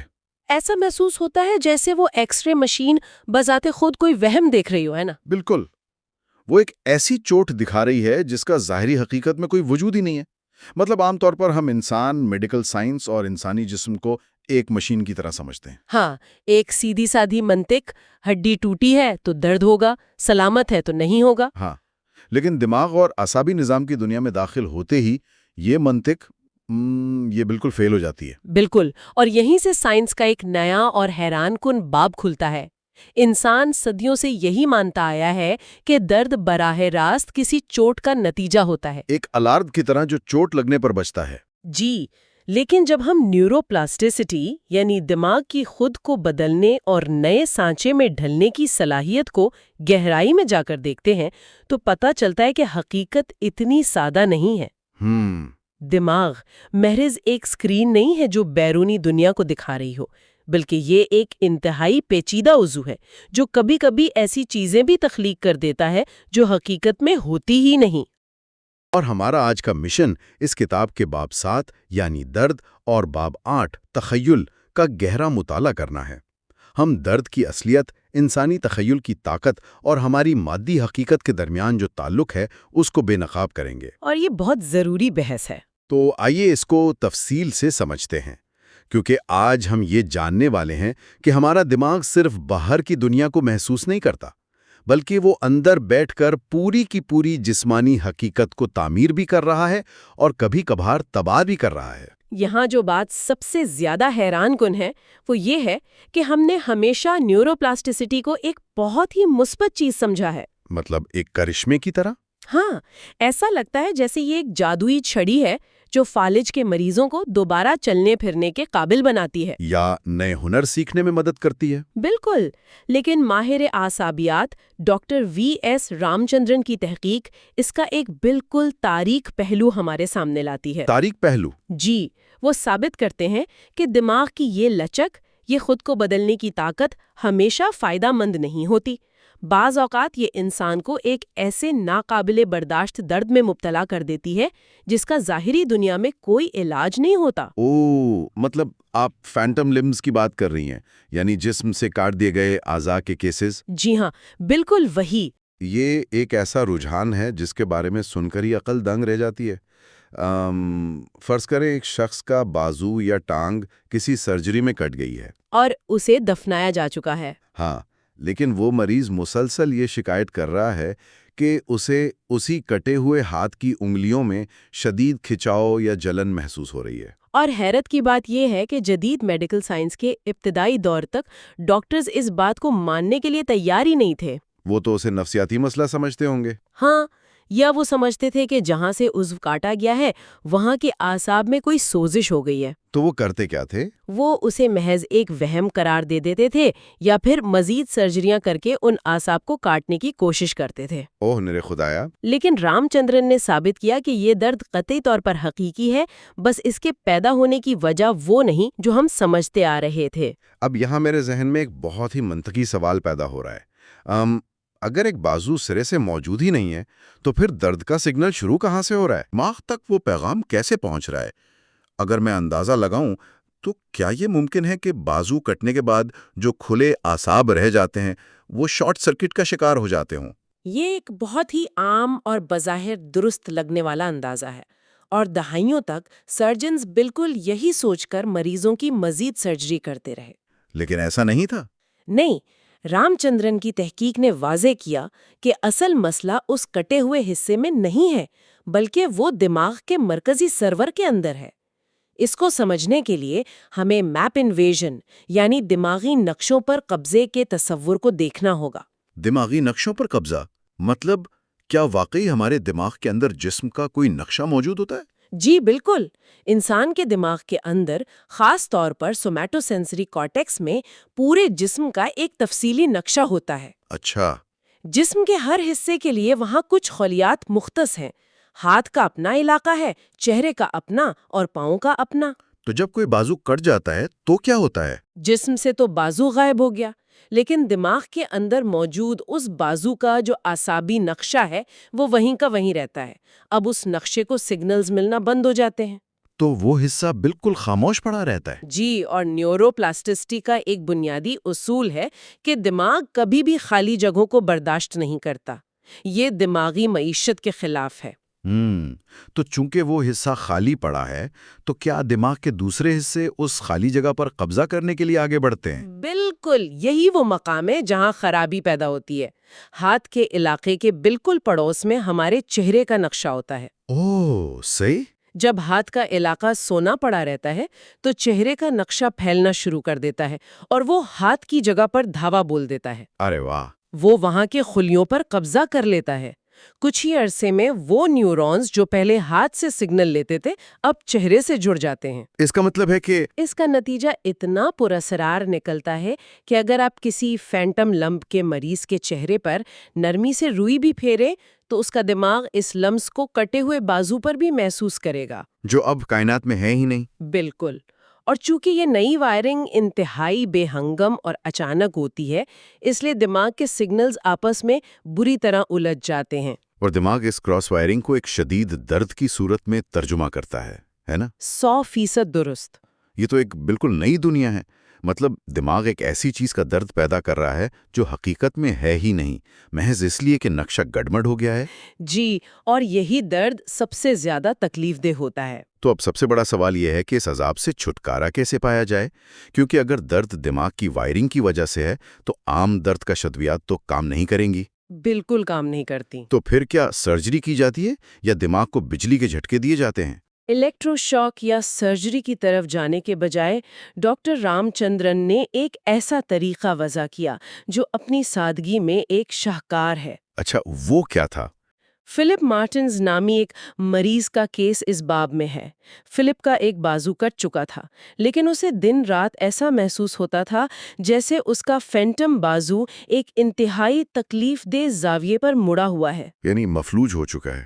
جی، جیسے ناخن ہتھیلی میں چبھ رہے ہوں، وہ چاہ کر بھی اس وہمی بازو کو کھول نہیں پا رہا تھا۔ یہ تو بہت خوفناک ہے۔ اصل مسئلہ یہ تھا کہ فلپ کا دماغ بازو کو حرکت دینے کا موٹر سگنل بھیجتا تھا، لیکن بازو تھا ہی نہیں تو آنکھوں سے کوئی بصری تصدیق نہیں ملتی تھی۔ کوئی ویژول فیڈ بیک نہیں ملتا تھا۔ ہاں، دماغ کو فیڈ بیک نہیں ملتا تھا تو وہ مسلسل اکڑن کا سگنل دیتا رہتا۔ تو رام چندرن نے اس مسئلے کو حل کیسے کیا؟ مجھے یاد ہے کتاب میں ایک مرر باکس یعنی شیشے کے ڈبے کا ذکر ہے، وہ کیسے کام کرتا تھا؟ دلچسپ بات یہ ہے کہ اس میں کوئی ہائی ٹیک آلہ استعمال نہیں ہوا۔ انہوں نے صرف ایک گتے کا ڈبہ لیا جس کے بیچ میں ایک شیشہ لگا ہوا تھا۔ بس اتنا سا؟ جی، فلپ کو کہا گیا کہ وہ اپنا صحیح سلامت بازو ڈبے کے ایک طرف رکھے اور کٹے ہوئے بازو کی جگہ کو دوسری طرف رکھے۔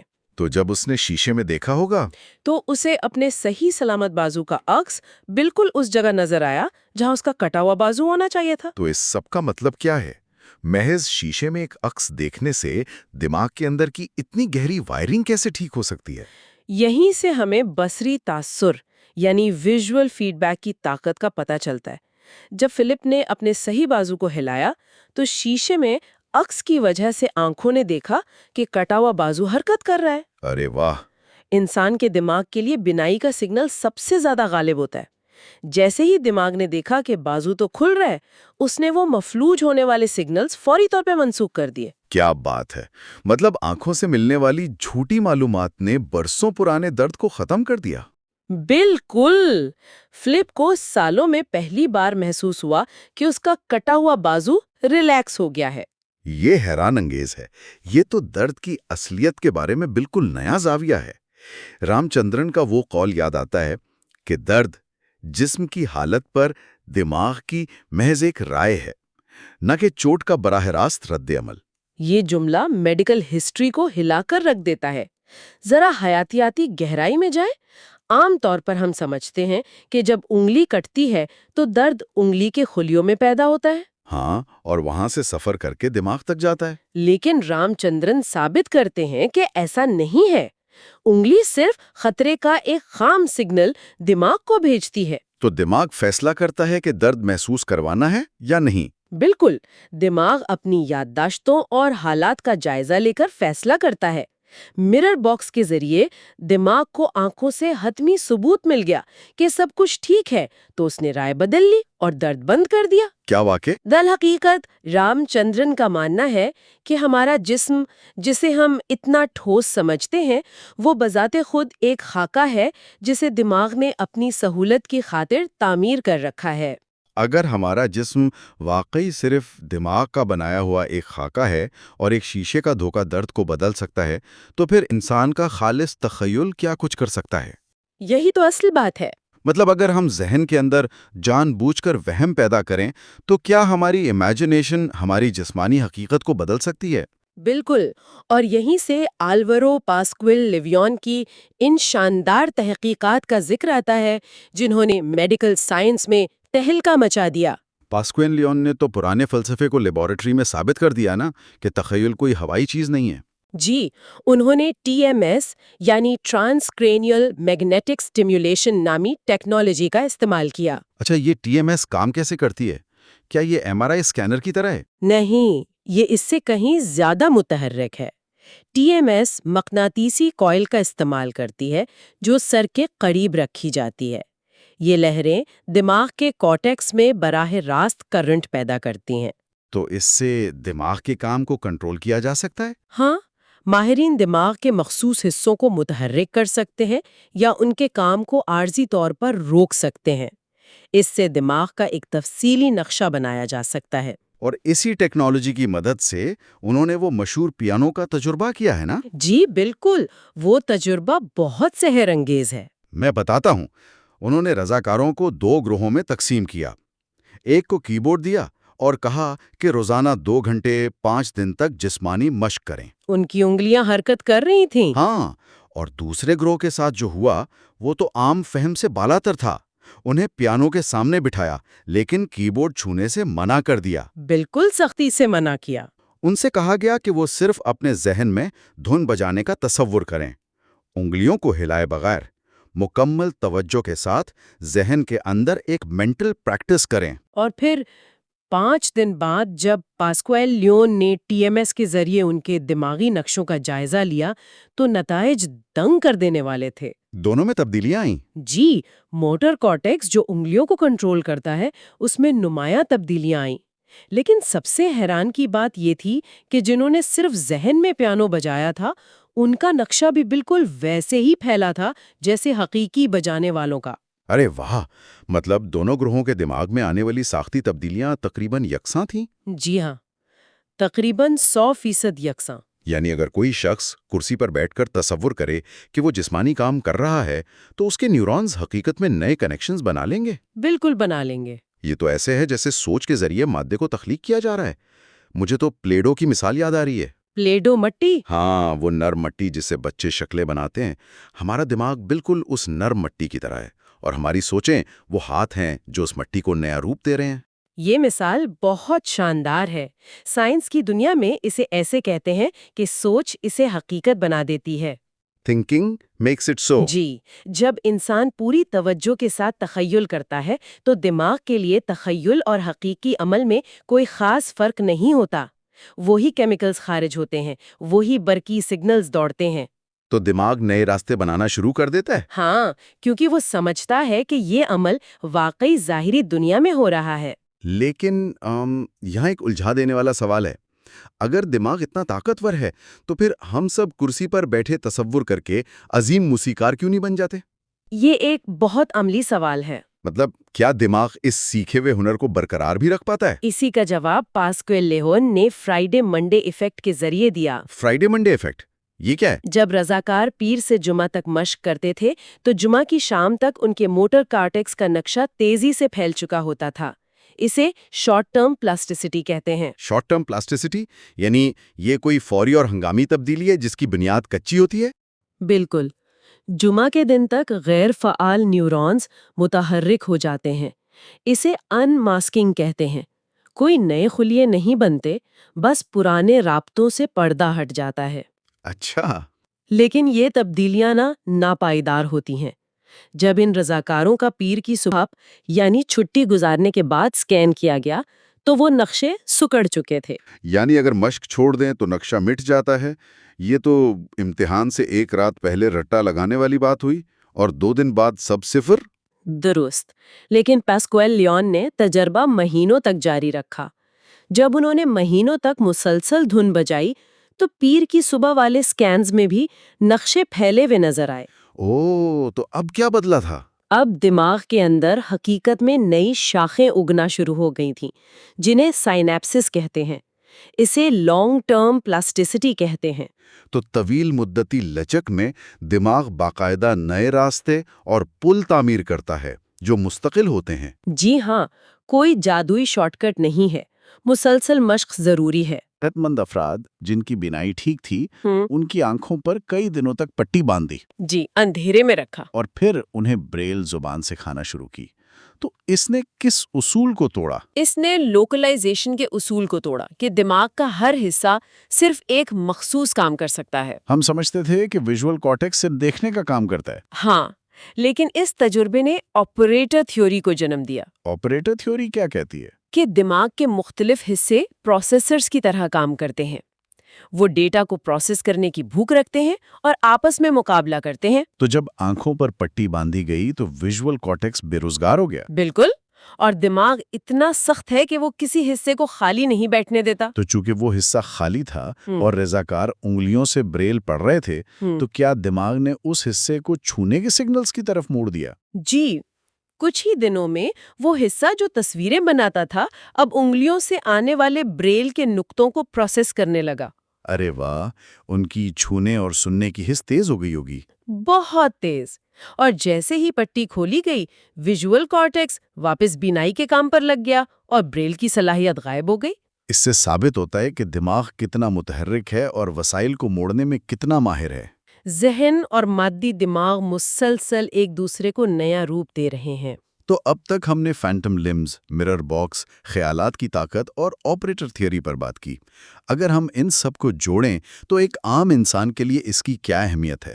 عملی سبق کیا ہے؟ سب سے بڑا سبق یہ ہے کہ کوئی بھی انسان اپنے دماغ کا قیدی نہیں ہے۔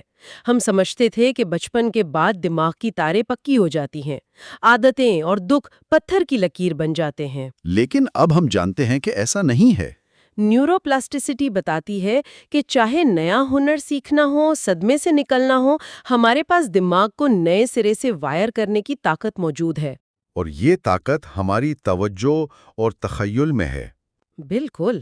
اور اسی حقیقت کی روشنی میں اس گفتگو کو ایک فکر انگیز سوال پر ختم کرنا چاہوں گا۔ ہم نے دیکھا کہ خالص تخیل دماغ کے اندر مادی راستے بناتا ہے۔ دماغ حقیقت اور تخیل میں فرق نہیں کر پاتا۔ بالکل نہیں کر پاتا۔ تو ذرا سوچیں، اگر انسانی تخیل واقعی دماغ کی مادی ساخت تراش رہا ہے تو کیا ہم روزانہ اپنے ڈراؤنے خوابوں، بے بنیاد پریشانیوں اور منفی وہموں کو بار بار سوچ کر لفظی طور پر اپنی مستقبل کی جسمانی حقیقت تعمیر نہیں کر رہے؟ یہ ایک بہت گہرا اور انسان کو جھنجھوڑ دینے والا سوال ہے۔ انسان جن چیزوں کو اپنی توجہ دیتا ہے وہ حیاتیاتی طور پر اس کا مقدر بن جاتی ہیں۔ بالکل، خاموش سوچیں اور منفی باتیں بے ضرر نہیں ہیں۔ وہ حقیقت میں دماغ کے معمار ہیں۔ وہ اس نرم پلیڈو کو نیا روپ دے رہے ہیں۔ ہمارا دماغ ایک زندہ کینوس ہے نا؟ 100%۔ اور اگر ہمارا دماغ واقعی ایک زندہ کینوس ہے جس کی باغ ڈور ہماری توجہ کے ہاتھ میں ہے، تو پھر کیا ہم اس طاقت کو دانستہ استعمال کر کے پرانے نفسیاتی الجھاؤ سلجھا سکتے ہیں؟ اور ٹھیک یہی وہ مقام ہے جو ہمیں مائنڈ ورس کے اگلے حصے کی طرف لے جاتا ہے۔ ہمارے اس ڈیپ ڈائیو کے 5ویں حصے میں ہم قدیم نفسیات اور جدید نیورو سائنس کے سنگم کا جائزہ لیں گے۔ بہت دلچسپ موضوع ہے۔ کیا سگمنڈ فرائڈ کے سائیکو انالیسس کو ایک جدید نیوروپلاسٹک تھراپی قرار دیا جا سکتا ہے؟ کیا پرانے ذہنی پیٹرنز کو توڑنے کے لیے محض خیالات کی طاقت کافی ہے؟ یہ سب ہم اگلی گفتگو میں جانیں گے۔ تب تک اس بات پر ضرور غور کریں کہ آپ کا ذہن اس لمحے کیا تعمیر کر رہا ہے۔ اگر میں کہوں کہ ابھی ہم جو بات کر رہے ہیں تو میرے الفاظ ہوا میں غائب نہیں ہو رہے، بلکہ مائکروسکوپک لیول پر فزیکل اسکیلپلز کی طرح کام کر رہے ہیں۔ اچھا۔ ہاں، عام طور پر ہم سوچتے ہیں کہ گفتگو، باتیں اور خیالات صرف ہوا کا حصہ ہیں۔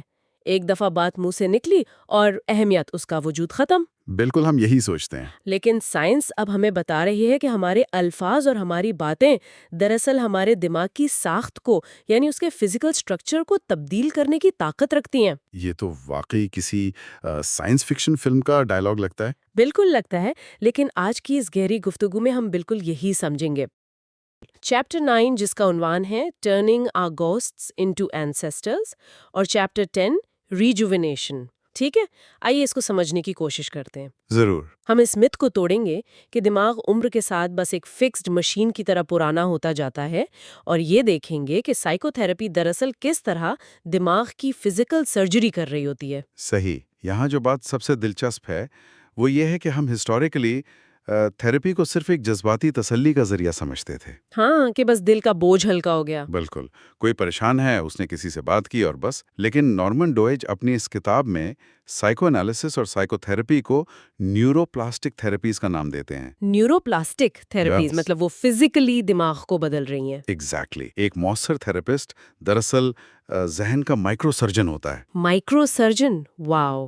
ہاں، جب وہ آپ سے سوالات کرتا ہے، آپ کو ماضی کے تجربات پر نئے انداز میں سوچنے پر مجبور کرتا ہے، تو وہ اصل میں آپ کے دماغ کے اندر موجود نیورونل نیٹ ورکس میں ایسی تبدیلیاں لا رہا ہوتا ہے جو فزیکل ہیں۔ جو واقعی سکینز میں دیکھی جا سکتی ہیں۔ بالکل، جنہیں ماڈرن برین سکینز میں واقعتاً دیکھا جا سکتا ہے۔ اور یہ تصور کوئی نیا نہیں ہے نا۔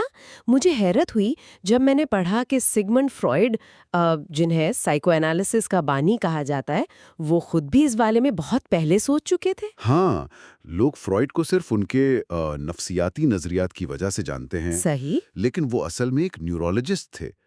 انہوں نے دماغ کی ڈائنامک آرگنائزیشن کی بات کی تھی۔ یعنی ان کا ماننا تھا کہ دماغ فکسڈ نہیں ہے۔ بالکل، ان کا ماننا تھا کہ دماغ کوئی منجمد یا فکس چیز نہیں ہے، بلکہ یہ اپنے تجربات کے مطابق خود کو دوبارہ ترتیب دیتا ہے۔ بنا رکھا ہے۔ صحیح بات ہے۔ اس فزیکل ری وائرنگ کو سمجھنے کے لیے کتاب میں مسٹر ایل کی جو کہانی ہے وہ بہت گہری ہے۔ ہاں، وہ کیس اسٹڈی بہت انٹرسٹنگ ہے۔ بالکل، مسٹر ایل 50 کی دہائی کے آخر میں تھے اور وہ شدید ڈپریشن کا شکار تھے۔ ان کا اصل مسئلہ ان کی والدہ کی وفات تھی نا؟ ہاں، ان کی زندگی کا سب سے بڑا مسئلہ یہی تھا جو ان کے بچپن میں ہوئی تھی۔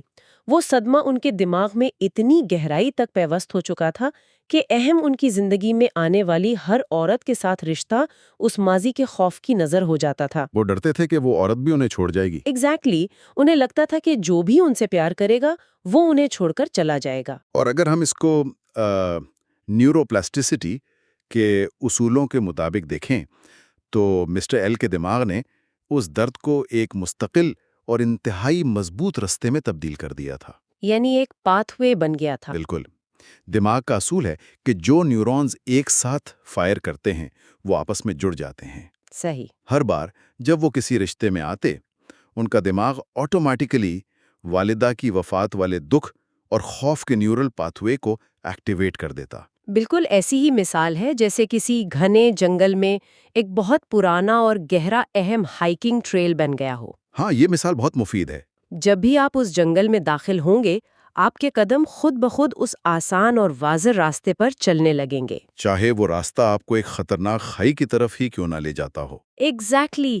مسٹر ایل کے دماغ میں وہ خوف کا راستہ اتنا پکا ہو چکا تھا کہ ہر نیا تجربہ اسی گڈھے میں جا گرتا تھا۔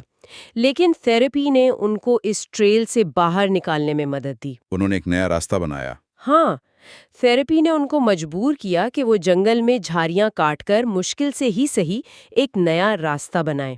اور یہاں کتاب ایک بہت ہی خوبصورت جملہ استعمال کرتی ہے، ٹرننگ گوسٹس انٹو اینسیسٹرز۔ بالکل، تھیراپی نے ان کے ماضی کے بھوت کو آباء و اجداد میں بدل دیا، یعنی ٹرننگ گوسٹس انٹو اینسیسٹرز۔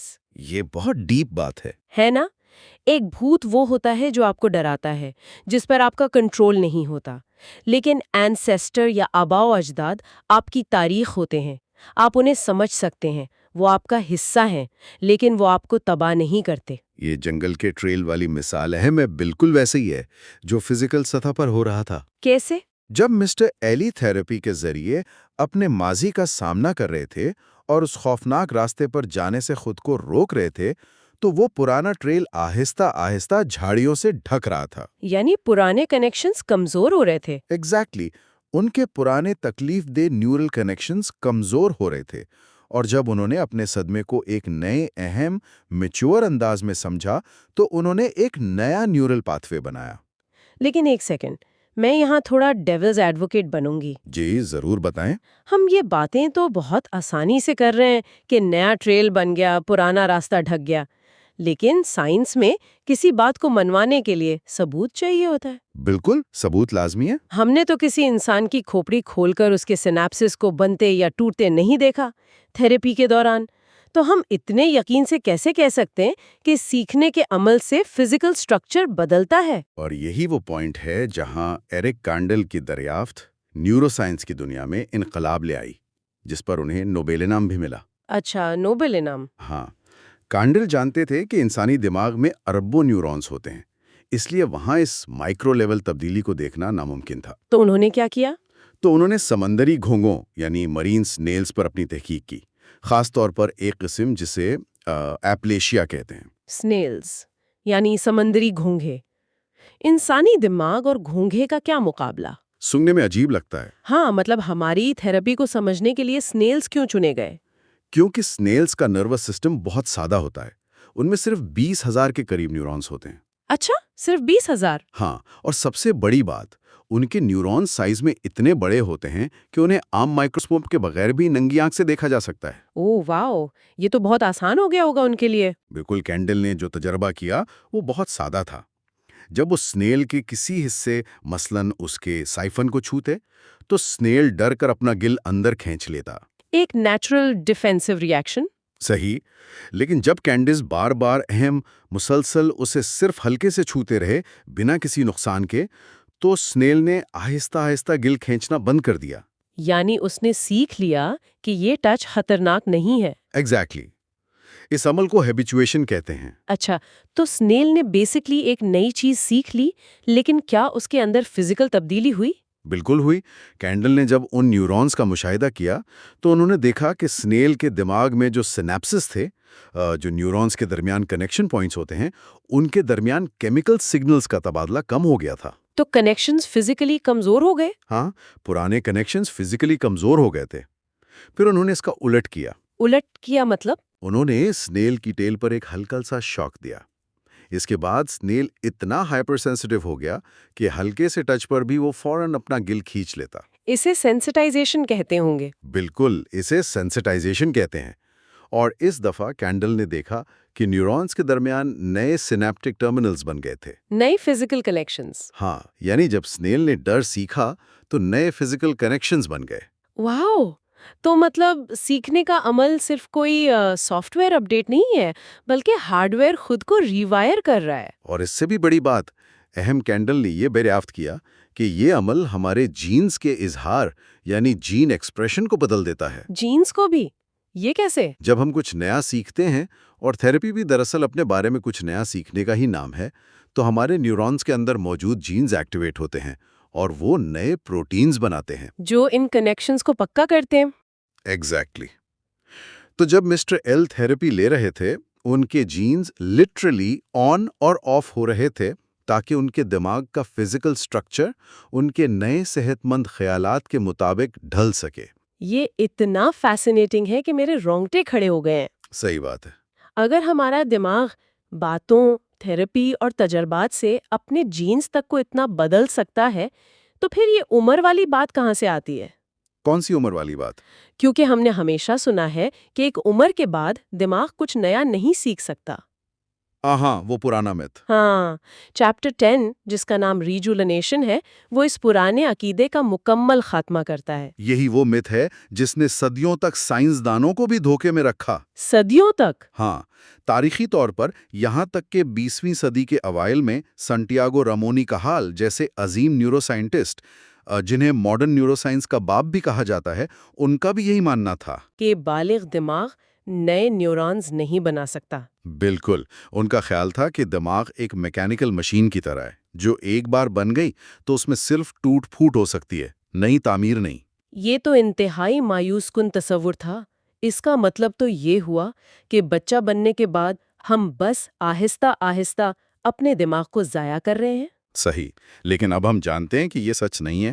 ہاں، کیونکہ ہپوکیمپس جو ہماری یادداشت اور سیکھنے کے عمل کا مرکز ہے، وہاں کچھ اہم، عجیب غریب اور حیرت انگیز خلیات موجود ہوتے ہیں جنہیں نیورونل سٹیم سیلز کہتے ہیں۔ اگر ہم اس کو بڑی تصویر سے جوڑ کر دیکھیں تو نیورونل سٹیم سیلز کی دریافت نے بائیولوجی کی بنیادیں ہلا دیں۔ سٹیم سیلز مطلب جو نئے سیلز بناتے ہیں؟ ہاں، سٹیم سیلز وہ خلیات ہوتے ہیں جو تقسیم ہو کر نئے اور مختلف قسم کے خلیات میں تبدیل ہونے کی صلاحیت رکھتے ہیں۔ تو ہپوکیمپس میں ان کے دریافت کا کیا مطلب تھا؟ اس کا مطلب یہ تھا کہ بالغ دماغ میں نیوروجینیسس کا عمل، یعنی نئے نیورونز بننے کا سلسلہ زندگی بھر جاری رہتا ہے۔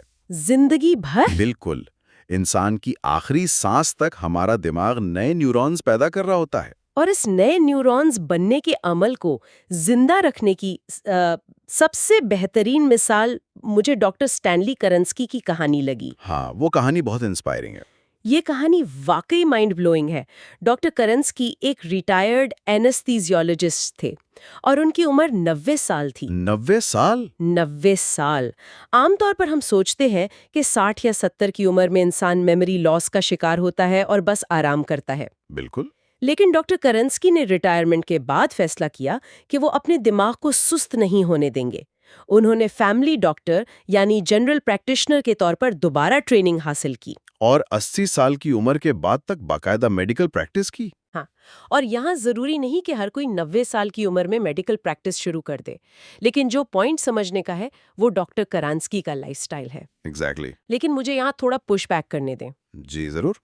میں پریکٹیکل بات کروں گی۔ اگر میں کسی کلینک میں جاؤں اور پتہ چلے کہ میرا ڈاکٹر 90 سال کا ہے تو میں شاید تھوڑا گھبرا جاؤں۔ ہاں، لوگ گھبرا جاتے ہیں عام طور پہ۔ کیونکہ عمر کے ساتھ کوگنیٹو ڈکلائن تو ایک حقیقت ہے نا، ریفلیکسز سلو ہو جاتے ہیں، چھوٹی چھوٹی باتیں بھولنے لگتی ہیں۔ تو ڈاکٹر کرنسکی نے اس نیچرل ڈکلائن کو اتنی کامیابی سے کیسے روکا؟ یہ بہت اچھا سوال ہے۔ کیا وہ روزانہ بس تھیٹ کے کراس ورڈ پزلز حل کرتے تھے یا سڈوکو کھیلتے تھے؟ اور یہیں پر عام لوگ غلطی کرتے ہیں۔ کراس ورڈ پزل حل کرنا یا سڈوکو کھیلنا ٹھیک ہے، لیکن اس سے صرف آپ ایک ہی کام میں بہتر ہوتے ہیں۔ تو صرف پزلز کافی نہیں ہے؟ نہیں، دماغ کو نیا بنائے رکھنے کے لیے صرف پزلز کافی نہیں ہے۔ ڈاکٹر کرنسکی کی ذہنی چستی کا اصل راز پزل نہیں بلکہ ناولٹی تھا۔ ناولٹی یعنی بالکل نئے تجربات؟ بالکل، انہوں نے ایسی چیزوں میں دلچسپی لی جو ان کے پچھلے میڈیکل کیریئر سے بالکل مختلف تھیں، جیسے ایسٹرونومی پڑھنا اور چٹانوں یا پتھروں کو جمع کرنا۔ اچھا، اس کے ساتھ انہوں نے پوزٹ سائنس کی مخصوص دماغی ورزشیں کی۔ یہ پوزٹ سائنس کیا ہے؟ کیا یہ کوئی عام برین ٹریننگ ایپ کی طرح ہے؟ نہیں، یہ اس سے کہیں زیادہ سوفسٹیکیٹڈ ہے۔ پوزٹ سائنس پروگرامز اسپیسیفکلی اس بنیاد پر ڈیزائن کیے گئے ہیں کہ دماغ کس طرح معلومات پروسیس کرتا ہے، خاص طور پر آڈیٹری یا سننے کی معلومات۔ سننے کی معلومات کیوں؟ کیونکہ جب ہم بوڑھے ہوتے ہیں تو ہمارا دماغ آوازوں کے درمیان فرق کرنے میں تھوڑا سست ہو جاتا ہے، جس کی وجہ سے یادداشت کمزور لگتی ہے۔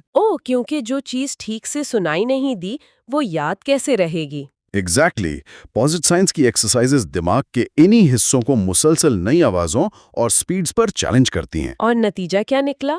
نتیجہ یہ نکلا کہ ڈاکٹر کرنسکی کا ذہنی چوکنا پن اور یہاں تک کہ ان کی ہینڈ رائٹنگ بالکل ایسی ہو گئی جیسے وہ 20 سال پہلے تھی۔ یعنی ہینڈ رائٹنگ جو کہ ایک فزیکل فائن موٹر سکل ہے وہ بھی ریورس ایج ہو گئی؟ بالکل۔ لیکن فزیکل لیول پر کیا ہوتا ہے جب ہم ایسی نئی چیزیں سیکھتے ہیں؟ میرے کہنے کا مقصد ہے ہمارے دماغ کو کیسے پتہ چلتا ہے کہ ہم ایسٹرونومی سیکھ رہے ہیں یا کوئی نئی زبان سیکھ رہے ہیں اور اسے نئے کنیکشنز بنانے چاہیے؟ इस मैजिक का असल ट्रिगर एक मखसूस केमिकल है जिसे BDNF कहते हैं। BDNF। हाँ, ब्रेन डिराइव्ड न्यूरोट्रॉफिक फैक्टर। इसे आप दिमाग का मिरेकल ग्रो या बेहतरीन खाद समझ लें। अच्छा, तो जब हम कुछ नया सीखते हैं तो ये रिलीज होता है? बिल्कुल, जब हम कोई नई और मुश्किल चीज सीखते हैं तो हमारा दिमाग BDNF खारिज करता है। कैंडी के स्नेल्स में जो नए कनेक्शंस बन रहे थे, उसकी वजह भी यही मैकेनिज्म्स हैं। तो BDNF इन नए कनेक्शंस को ताकतवर बनाता है? एग्जैक्टली BDNF नए बनने वाले न्यूरल कनेक्शंस को ताकतवर बनाता है, लेकिन इसमें सबसे अहम शर्त है अटेंशन, यानी तवज्जो। तो इसका मतलब है कि अगर मैं ड्राइविंग करते हुए बैकग्राउंड में कोई नई जबान की ऑडियो लगा दूं और मेरा ध्यान सड़क पर हो तो BDNF रिलीज नहीं होगा? बिल्कुल नहीं। अगर आप आधे दिल से बिना तवज्जो के कोई काम कर रहे हैं तो दिमाग को ये सिग्नल नहीं मिलता कि ये मालूमात जरूरी हैं। सही। BDNF सिर्फ उस वक्त रिलीज होता है जब आप स्ट्रगल कर रहे होते हैं, जब आपकी पूरी अटेंशन उस काम पर होती है। फ्रस्ट्रेशन या मुश्किल का एहसास असल में सिग्नल है कि दिमाग रीवायरिंग कर रहा है। हाँ, ये बहुत जबरदस्त पॉइंट है। हम आमतौर पर जब कुछ सीखते हुए फ्रस्ट्रेट होते हैं तो उसे छोड़ देते हैं। हाँ, हम हार मान लेते हैं।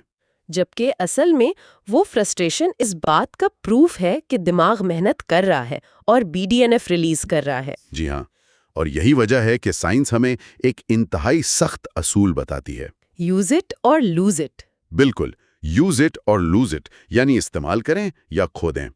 अगर आप अपने दिमाग की किसी सलाहियत को, किसी मखसूस हिस्से को नए चैलेंजेस नहीं देंगे तो न्यूरोप्लास्टिसिटी नेगेटिव डायरेक्शन में काम करना शुरू कर देगी। नेगेटिव डायरेक्शन में? हाँ, दिमाग बहुत एफिशिएंट है।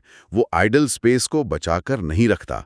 वो देखेगा कि आप इस हिस्से को इस्तेमाल नहीं कर रहे तो वो वहाँ के न्यूरॉन्स को किसी और काम पर लगा देगा और आप उस सलाहियत को हमेशा के लिए खो देंगे। एग्जैक्टली दिमाग की वर्जिश का मतलब पसीना निकालने वाली जहनी मुशक्कत है, रोजाना वही पुराना अखबार पढ़ना नहीं। इस्तेमाल करें या खो दें, ये सिलसिला होश उड़ा देने वाला भी है और हिम्मत बढ़ाने वाला भी। बिल्कुल। आज की इस सारी गुफ्तगू ने सदियों पुरानी एक बहुत बड़ी बहस को हमेशा के लिए ख़त्म कर दिया है।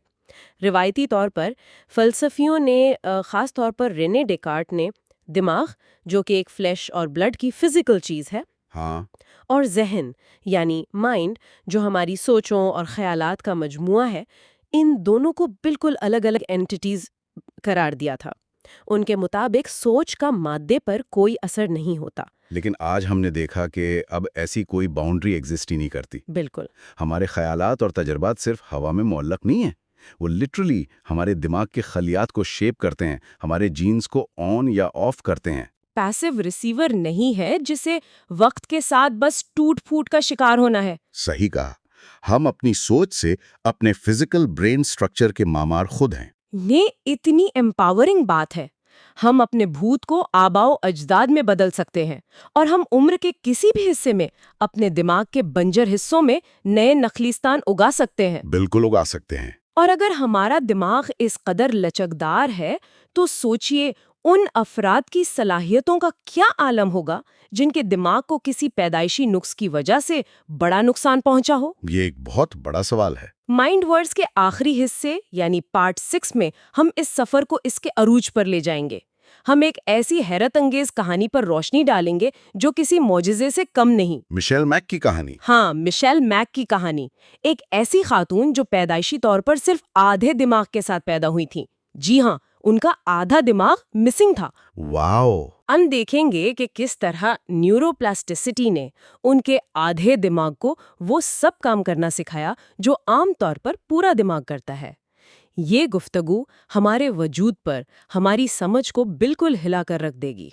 मैं इसके लिए बहुत एक्साइटेड हूँ। मैं भी।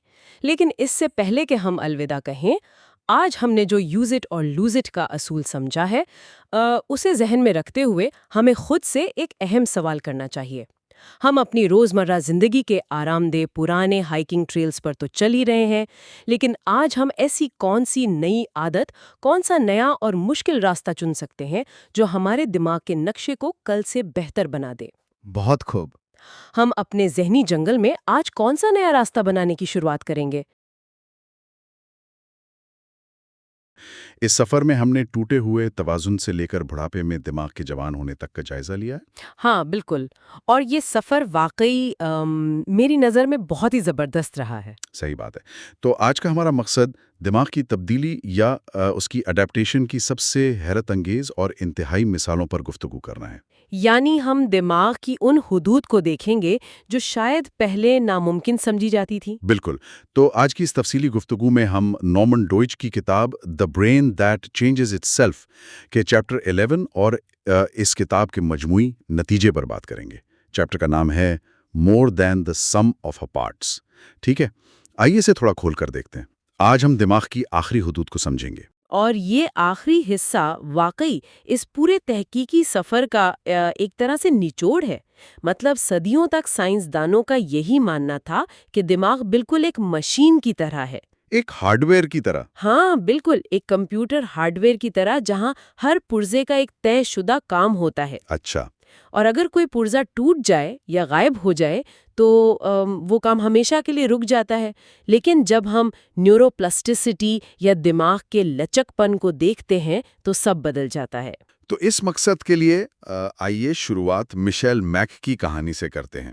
مواد کے مطابق یہ ایک ایسی بچی کی کہانی ہے جو دیکھنے میں بالکل عام بلکہ کافی ذہین لگتی ہے۔ صحیح۔ وہ فر بولتی ہے، حساب کتاب کرتی ہے، لیکن جب اس کے دماغ کا سکین کیا گیا تو پتہ چلا کہ اس کے دماغ کا بایاں حصہ یعنی لیفٹ ہیمسفیئر موجود ہی نہیں تھا۔ یہ واقعی کسی صدمے سے کم نہیں تھا ان ڈاکٹرز کے لیے جو اسے دیکھ رہے تھے۔ یعنی پیدائشی طور پر کسی نامعلوم مسئلے کی وجہ سے وہ حصہ بن ہی نہیں پایا، خالی جگہ تھی وہاں۔ تو عام ڈاکٹرز نے کیا پیشگوئی کی تھی اس بارے میں؟ اگر ہم پرانے طبی نظریے کو دیکھیں جسے لوکلائزیشنزم کہا جاتا ہے تو اس کے مطابق اس بچی کو کبھی بولنا نہیں چاہیے تھا، نہ پڑھنا اور نہ ہی چلنا، کیونکہ زبان اور منطق کا مرکز تو بائیں حصے میں ہوتا ہے نا۔ بالکل۔ لوکلائزیشنزم اس بنیادی اصول پر قائم تھا کہ مخصوص کام صرف دماغ کے مخصوص حصے ہی کر سکتے ہیں۔ مثلاً زبان کے لیے بروکا اور ورنے کے ایریاز ہوتے ہیں جو بائیں طرف ہوتے ہیں۔ اچھا۔ تو ان کے نظریے کے مطابق اگر وہ حصہ غائب ہے تو کوئی اور حصہ وہ کام نہیں سیکھ سکتا۔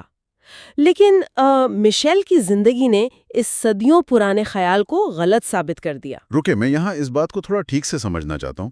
اگر بایاں حصہ غائب تھا تو کیا دائیں حصے نے وہ سارے کام سیکھ لیے؟ ہاں بالکل ایسا ہی ہوا۔ لیکن فزیکلی یہ کیسے ممکن ہے؟ میرا مطلب ہے اگر لیفٹ ہیمسفیئر کی جگہ خالی تھی تو رائٹ ہیمسفیئر کے پاس اتنی اضافی جگہ یا نیورونز کہاں سے آئے؟ کیا دماغ کا سائز بڑھ گیا تھا؟ یہاں جو بات سب سے حیران کن ہے وہ یہ ہے کہ دماغ کس قدر لچکدار ہے۔ دماغ کا سائز نہیں بڑھا اور نہ ہی کوئی اضافی نیورونز باہر سے آئے۔ تو پھر کیا ہوا؟ دماغ نے موجودہ نیورونز کو ہی دوبارہ ترتیب دے دیا۔ عام حالات میں دماغ کا دایاں حصہ تصوراتی سوچ یا چہرے پہچاننے کے لیے ہوتا ہے۔ صحیح۔ لیکن مشیل کے دماغ نے کسی طرح یہ بھانپ لیا کہ زندہ رہنے اور سماج میں شامل ہونے کے لیے زبان اور منطق زیادہ ضروری ہے۔ تو اس نے اپنے بنیادی کاموں کو پیچھے چھوڑ کر ان نیورونز کو زبان اور حساب سیکھنے کے لیے ایک طرح سے ہائی جیک کر لیا۔ کیا بات ہے؟ یہاں تک کہ وہ حساب میں اتنی ماہر ہو گئی کہ 7 لائک کیلکولیشنز کرنے لگی، یعنی پیچیدہ سوالات منٹوں میں حل کر لیتی تھی۔ اگر میں اسے تھوڑا آسان کر کے سمجھاؤں تو یہ بالکل ایسا ہی ہے جیسے کسی کمپنی کا آدھا سٹاف اچانک چلا جائے۔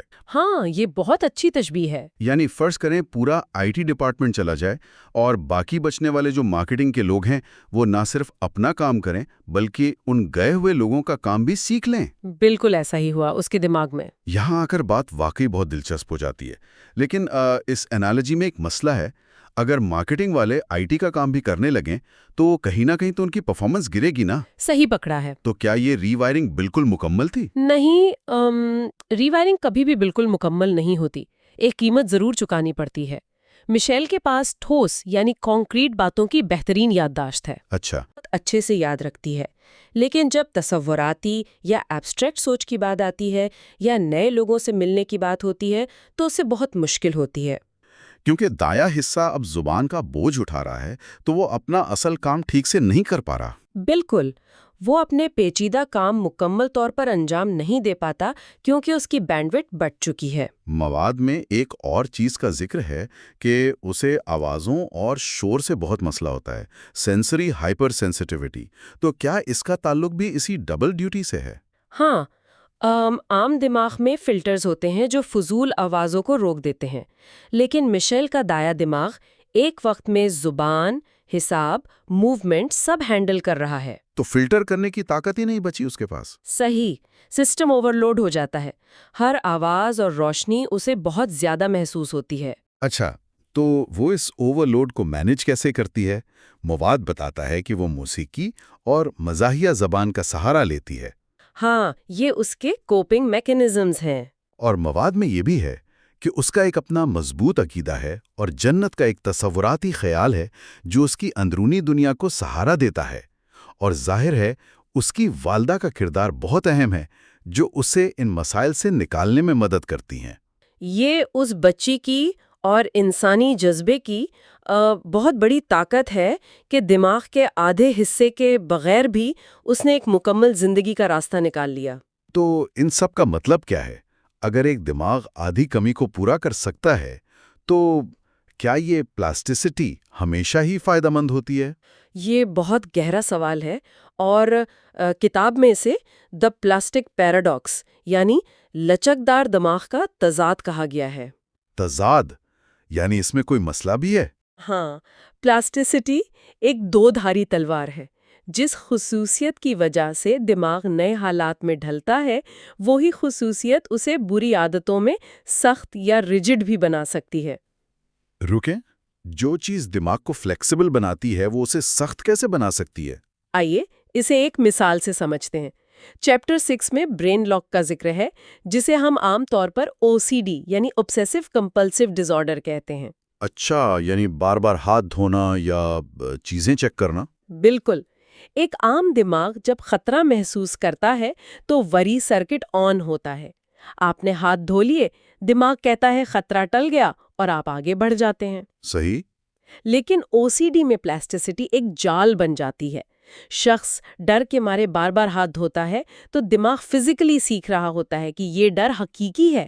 وہ راستہ اتنا مضبوط ہو جاتا ہے کہ دماغ لاک ہو جاتا ہے۔ یعنی وہ شخص ہاتھ دھو کر اپنے ڈر کو ختم نہیں کر رہا، بلکہ فزیکلی اپنے دماغ کے اس خوف کے راستے کو مزید پختہ کر رہا ہے۔ یہ تو واقعی خوفناک ہے۔ اور اسی پیراڈاکس میں رما چندرن کی تحقیق کا حوالہ بھی موجود ہے، جو مسلسل درد یعنی کرونک پین کے بارے میں ہے۔ درد کا تعلق تو جسم کی چوٹ سے ہوتا ہے نا، تو دماغ کی پلاسٹیسٹی اس میں کیسے مسئلہ پیدا کرتی ہے؟ رما چندرن نے ثابت کیا کہ بغیر کسی جسمانی چوٹ کے بھی دماغ شدید درد محسوس کر سکتا ہے۔ جب لمبے عرصے تک درد رہتا ہے، دماغ کی پلاسٹیسٹی کی وجہ سے اس درد کو سیکھ لیتا ہے۔ اچھا، یعنی چوٹ ٹھیک بھی ہو جائے تو دماغ اپنی اس نئی وائرنگ کی وجہ سے درد بھیجتا رہتا ہے؟ بالکل، وہ اس راستے کو اتنا حساس بنا دیتا ہے کہ بغیر کسی فزیکل مسئلے کے درد بالکل حقیقی محسوس ہوتا ہے۔ یہ کوئی وہم نہیں ہے۔ اس چیز کو سمجھنے کے لیے ایک بہت آسان سی مثال ذہن میں آتی ہے، ایک کچے راستے یعنی ڈرٹ روڈ کی تشبیہ۔ ہاں، یہ تشبیہ اس مواد میں بہت اچھے سے فٹ بیٹھتی ہے۔ یعنی جب کوئی پہلی دفعہ کچے راستے پر گاڑی چلاتا ہے تو مٹی پر ہلکے سے نشان بنتے ہیں، صحیح۔ لیکن اگر وہ روزانہ مہینوں تک وہی گاڑی چلائے تو وہ نشان دب دب کر گہرے گڑھوں میں بدل جاتے ہیں، پہیے انہی گہرے نشانوں میں پھنس جاتے ہیں، اور پھر سٹیئرنگ گھمانے کی ضرورت ہی نہیں پڑتی۔ بالکل۔ تو اگر دماغ نے ان بری عادتوں کے راستوں کو اتنا گہرا اور سخت بنا دیا ہے تو ان پرانی عادتوں کو توڑا کیسے جائے؟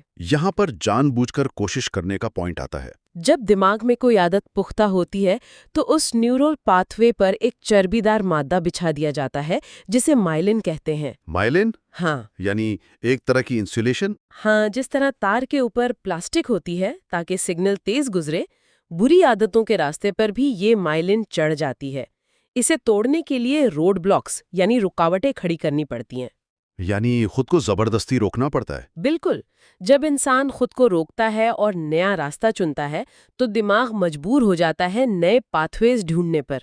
جب نیا راستہ بنتا ہے تو پرانے راستے سے مائلن اترنا شروع ہو جاتی ہے۔ اچھا، مواد میں سائیکو تھراپی کا ذکر ہے جسے نیوروپلاسٹک تھراپی کہا گیا ہے۔ مجھے تھوڑی حیرت ہوئی کہ صرف بات چیت سے دماغ کی فزیکل ساخت کیسے بدل سکتی ہے؟ اس کا جواب ہمیں ایرک کینڈیل کی تحقیق سے ملتا ہے۔ انہوں نے سمندری گھونگوں یعنی سی سنیلز پر تحقیق کی اور اس پر انہیں نوبل انعام بھی ملا۔ سمندری گھونگے، ان کا انسانی دماغ سے کیا تعلق؟ کیونکہ ان کا نروس سسٹم سادہ ہوتا ہے۔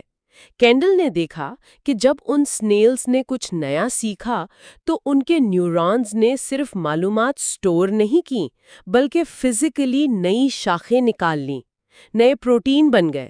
اوہ واو! یعنی سیکھنا صرف ایک سافٹ ویئر اپڈیٹ نہیں ہے بلکہ ہارڈ ویئر کی تبدیلی ہے۔ بالکل، لرننگ فزیکلی دماغ کی ساخت بدلتی ہے۔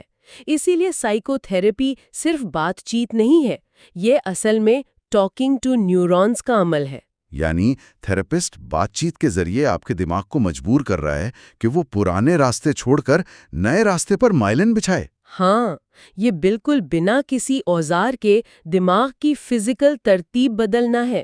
اگر ہم اسے بڑی تصویر سے جوڑ کر دیکھیں تو یہ سمجھ آتا ہے کہ تعلیم اور طب کو دیکھنے کا ہمارا نظریہ بالکل بدل گیا ہے۔ صحیح کہہ رہے ہیں۔ پہلے سمجھا جاتا تھا کہ لرننگ ڈسیبلٹیز مستقل ہیں، پڑھنے میں مسئلہ ہے تو ہمیشہ رہے گا، لیکن اس تحقیق نے تو یہ نصیحت دی ہے کہ ایسی دشواریاں پرماننٹ نہیں ہیں۔ بالکل، صحیح مشق اور رکاوٹوں سے دماغ نئی صلاحیتیں پیدا کر سکتا ہے۔ تو آخر میں اس پوری کتاب کا اس لمبے سفر کا نتیجہ کیا نکلتا ہے؟ اس کا آخری نتیجہ بہت گہرا ہے۔ ڈیکارٹ کا نام تو سنا ہوگا آپ نے، مشہور فلسفی۔ ہاں بالکل۔ انہوں نے صدیوں پہلے دماغ اور ذہن کے درمیان ایک لکیر کھینچی تھی۔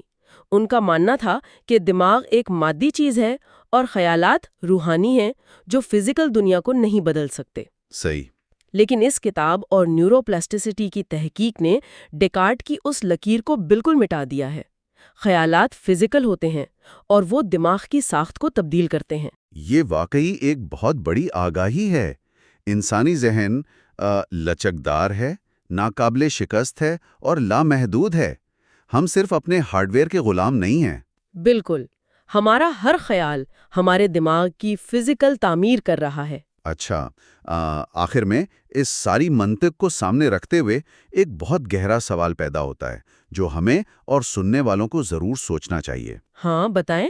اگر ہماری روزمرہ کی سوچ ہر وقت ہمارے دماغ کی ساخت کو فزیکلی بدل رہی ہے، اگر ہم روزانہ نئے کچے راستوں پر مائلن بچھا رہے ہیں، تو ہم آج اپنے ڈیجیٹل ماحول میں کیا کر رہے ہیں؟ یہ ایک بہت اہم فکر ہے۔ آج ہم مسلسل نوٹیفیکیشنز، چھوٹی چھوٹی ویڈیوز اور معلومات کے شور میں گھرے ہوئے ہیں۔ تو اس شور کے درمیان ہم اپنے دماغ کے اندر کون سی نئی عمارتیں تعمیر کر رہے ہیں؟ کیا ہم اپنے دماغ کو صرف مختصر توجہ اور ڈسٹریکشن کا عادی بنا رہے ہیں؟ یہ سوچنے والی بات ہے۔ واقعی، اور دماغ کی لچک دونوں طرف کام کرتی ہے۔ ہم جیسا سوچیں گے ویسا ہی ہمارا دماغ بن جائے گا۔ ٹھیک کہا۔ مائنڈ ورس پر اس ذہنی سفر میں ہمارے ساتھ شامل ہونے کا شکریہ۔ یاد رکھیں، دماغ کوئی منجمد یا فکس چیز نہیں ہے۔ یہ ایک مسلسل تعمیراتی عمل ہے جو ہر سوچ اور حرکت سے شکل اختیار کرتا ہے۔ دماغ کے رازوں پر مزید ایسے گہرے مطالعے کے لیے سبسکرائب کریں۔